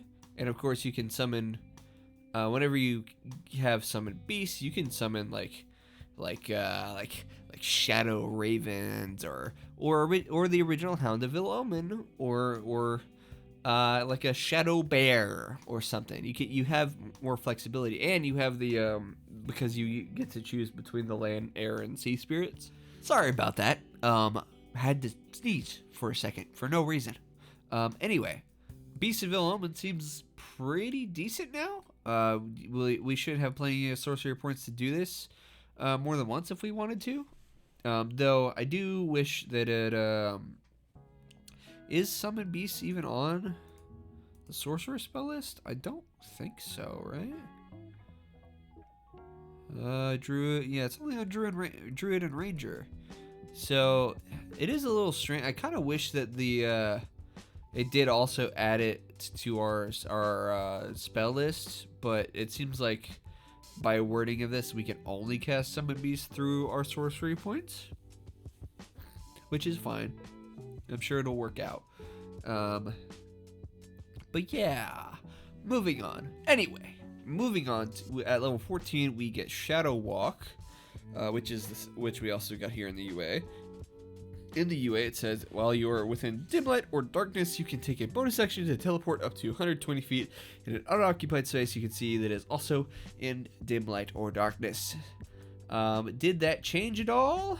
Dim light and darkness, you can add a bonus action to teleport. Nope, it did not. And of course, since it costs no resources to do, other than a bonus action, not even sorcery points or anything, always was a pretty solid, interesting feature. So, I won't talk about it too much. It's just a cool, good bit of movement tech for your dark and dingy shadow sorcerer. It's dark and dingy shadow sorcerer. Yeah, if you flavor it that way, you can be a very pretty one like this chick up here. Anyway, that leads us to level 18, the Umbral form, which is the Shadow Sorcerer's like special, like super form that it got. That was always pretty cool. As in the original UA, as a bonus action, you can adopt a shadow form, gaining the benefits for 1 minute until you have the incapacitated condition. Or until you end the form, no action required. Once you use this feature, you can't use it again until you finish a short or a long rest. Unless you spend 6 sorcery points, no action required to restore your use of it. Incorporeal movement, you can move through occupied spaces as if they were difficult terrain, and if you enter a turn in such a space, you can take 1d10 force damage. And then we also got Shadow Resilience, you have resistance to all damage except for force and radiant damage. And then we got Strength of the Grave, which I now realize has been moved up all the way to level 3, which is pretty banger. But that is kind of all we got. So let's see what changes they made, if any at all. When you use innate sorcery, you can adopt a shadowy form, gaining the benefits while you are. God damn it! Edit that out. When you use your innate sorcery, you can adopt a shadowy form, gaining the benefits below while your innate sorcery is active or until you end the form. No action required. Once you use this feature, you can't use it again. You have 6 sorcery points, incorporeal movement. It looks like it's pretty much the same, except we do have the clarification that it's creatures and objects instead of just like occupied space like the previous UA, which I think is better wording, like I've said before. And then we got the same resistance to force and radiant damage. Resistance to all damage except force and radiant damage. So, overall, big, not super big changes. We obviously Strength of the Grave has moved like, what is it, fucking like 15 levels down to level 3, which is pretty good. This should consistently, give you a second chance pretty often throughout the campaign. And then the biggest change here naturally was Beast of El Omen, which I think is definitely way better than just having summon undead. People were kind of iffy about it, but now, I mean, we have the flexibility of getting to choose like beast eye, like land, sky, or water beasts, and we still have the effect of within 5 feet of the summoned creature has disadvantage on saving throws and spells you cast. So I think overall, Shadow Sorcerer is definitely better. Came out pretty solid. Oh, we also had non-detection change from what was it again? Summon Undead. Right. So I think Shadow Sorcerer has definitely come out better, or looking better. So yeah, I don't know how much more I can really say on the matter. Shadow Sorcerer has always been really interesting, and really thematic. And if you wanted to play a Dark and Brooding Sorcerer, my Dark and Brooding Sorcerer was an Aberrant Mind because some weird Eldritch shit was going on with that boy. But moving on to a subclass I know a lot more about because I've played a good few. I've played the Undead Patron quite a few times because I love Form of Dread with a passion. I enjoy Form of Dread intensely. So I've used it in combo with a few other classes. I tried Ghost Lancing one time, which look up like D&D Ghost Lancing if you're curious. It's like a playstyle that I think combined Undead Warlock with like Echo Knight to do some fuck shit. It was fun. For like I brought it to a league in my local game store and played that character for a little bit. But it was fine. What I had the most fun personally, and don't get me wrong, the combo takes a while to get on board. Do not get me wrong, especially now in the new rules. It would take a level 10 to function properly, since Warlock is now level 3 for the subclass, like every other class. But I enjoy the combo of Conquest Paladin and Undead Warlock because Conquest Paladin's aura interacts with the feared condition. But that's all neither here nor there. We'll see if they made any changes. I am not suspecting many because if I remember, Undead Patron was pretty solid, pretty much all the time, and people always liked it. And so I'm curious to see if it gets any big changes from what it used to be in the UA. So as the bonus action, you transform blah blah blah. For 1 minute, or until you have the incapacitated condition, you transform number of times equal to your charisma modifier. And what we get is we get a temporary hit points equal to 1d10 plus our warlock level. And then we got frightful avatar. You have immunity to the frightened condition, and then Additionally, once per turn, when you hit a creature with an attack roll, you can force it to make a Wisdom saving throw against your spell save or get the frightened condition. So that is that's always been how that is. Let us see if it changed at all. As a bonus action, you can transform for 1 minute until we have, or unless we have incapacitated. Number of times equal to a charisma modifier. Facility of life. Temporary hit points equal to 1d10 plus your warlock level. A fearless form. You have immunity to fright condition. If you are frightened when you transform, your condition immediately ends for you. That's a little bit of, I think that is a small change. I think that is a small change, but you know, good to have it clarified, I suppose. And then we have Frightful Avatar, and that appears to be the same as well. Speaking of which, the art is pretty cool, pretty interesting. I mean, obviously there's the spirits and stuff coming around, but I do kind of wish Red Lady here looked a little more undead, assuming that all this like dark runes and stuff is the form of dread. But you know, we're not gonna complain with red female tieflings. Nope, no sir. Understood. I won't question you in your dark magic, but it is a pretty good piece of art there. He's nice. He's nice. Nice looking woman. Anyway, let's see if the undead spells changed at all. We used to get Blindness, Deafness, False Life, Phantasmal Force, Ray of Sickness, Speak with Dead, Vampiric Touch, Death Ward, Phantasmal Killer, Anti-Life Shell, and Cloud Kill. Bane, Blindness, Deafness, Phantasmal Force, Ray of Sickness. Was Bane there? Looks like we got Bane instead of False Life.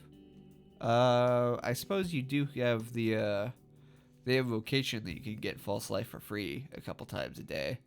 Or, I think, or is it just free in general? I don't remember.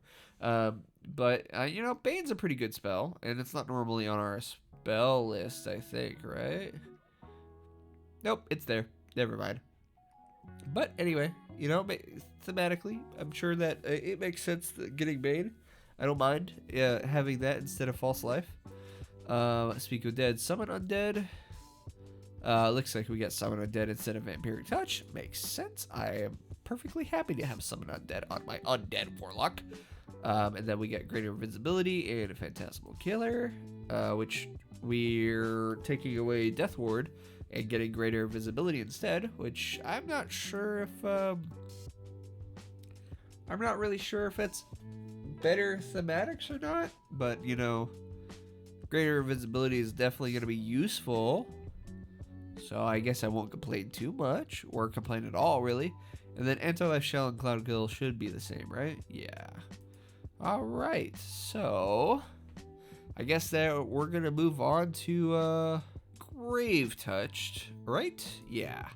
Patron spells found a profound effect on your body and magic, granting you the following benefits. We get Arcane Necrosis. Whenever you cast a spell or hit a creature with an attack roll that deal necrotic damage, the damage dealt ignores resistance to necrotic damage, which is solid if we're going to be focusing on that. Additionally, once per turn when you cast a spell that deals damage while using your Form of Dread, you can change the spell's damage type to necrotic damage, which is also very thematic, very cool. We love it, and that's going to combo, you know, as you know, insisted with ignoring resistance. And then we also get our Undead Endurance. You don't get exhaustion levels from dehydration, malnutrition, or suffocation. Additionally, you don't need to sleep. Magic can't put you to sleep. So, did we change at all? We get Arcane Necrosis, ignores resistance, and once per turn. Yep, that is the same. Dread and Necrosis. When you hit a creature in an attack roll that deals necrotic damage while using your Form of Dread, you can roll one additional damage die while determining the necrotic damage the damage takes. You can use this benefit only once per turn. Fair enough. Oh fuck! You know what? That's pretty not bad for. Like, it's not bad for like any spell that you change to necrotic damage. But also, you know, for consistency's sake, You know, one of your options when you're taking Pact of the Blade is to do necrotic damage, which, you know, getting an extra weapon damage die, depending on what weapon you decide to wield. Not bad. Not bad at all. That's new, and I like that.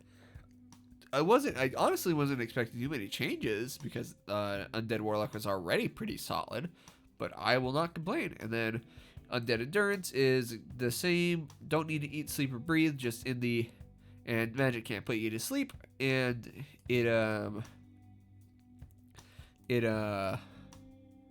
it's just in the new rules. You know, set in the way of the 2024 rules updates. So, based honestly, great Undead Patron Warlock just getting better for free.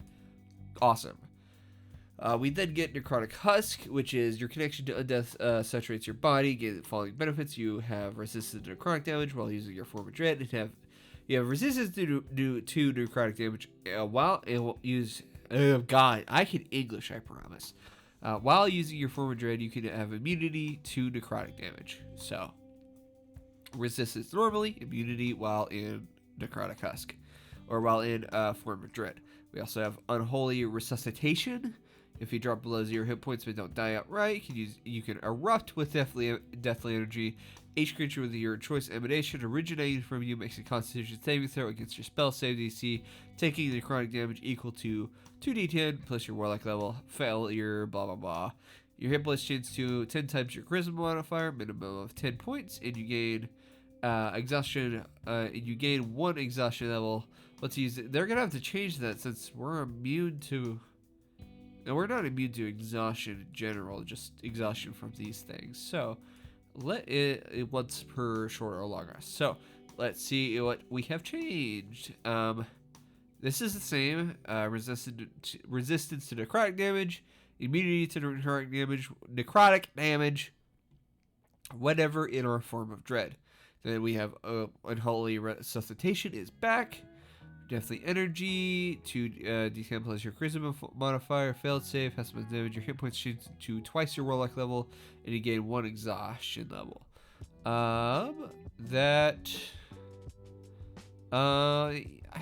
that be more? No. Well, I mean, 10 times your Charisma modifier is like 50 damage. That's definitely a lot less than 10 times your Charisma modifier, but like that's not the main point. Doing damage is not the main point of the feature, so it's like, it's like whatever, really.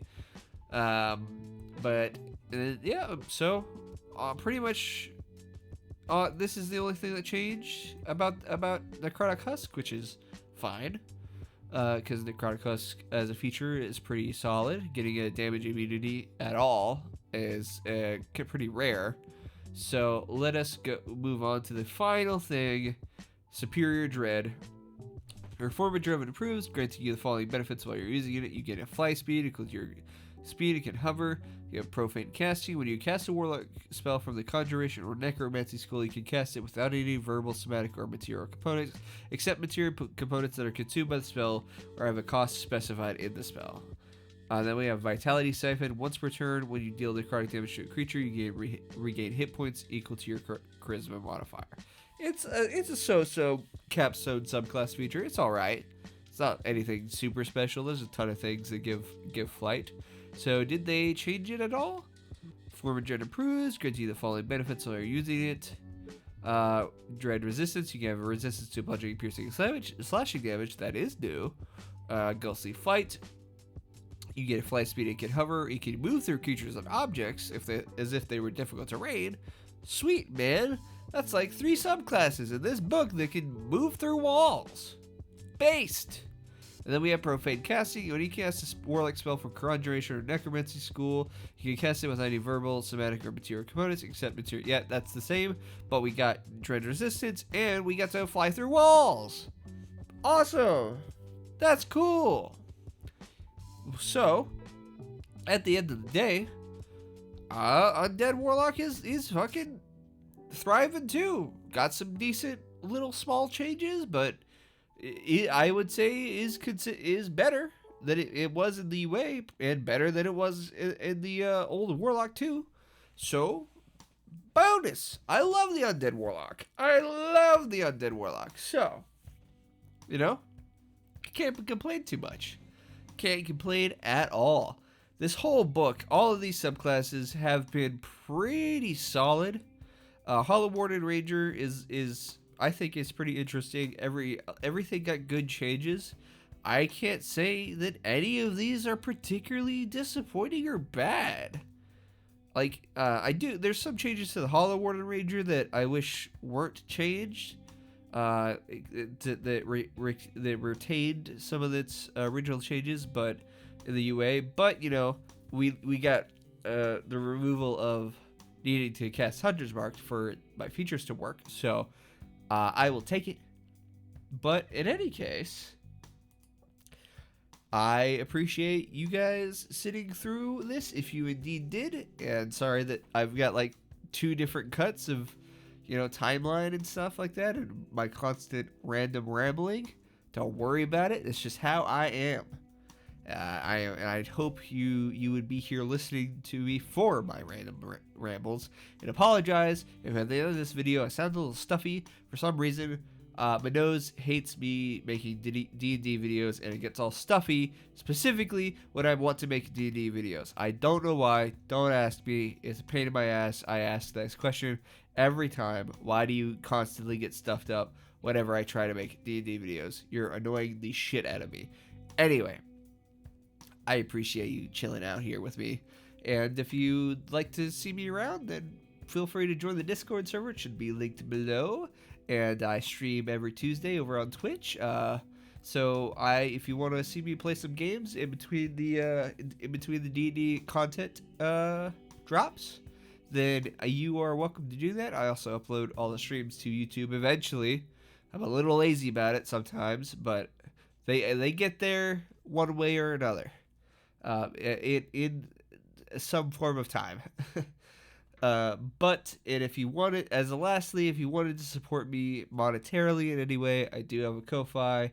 Drop me a tip. If you want to subscribe for however much you want to subscribe for, you feel free to do that too. It just helps me along the path of being able to not be a wage slave for the rest of my life. So, in any case, I hope you have a good day, good night, a good time zone, and I will see you next time.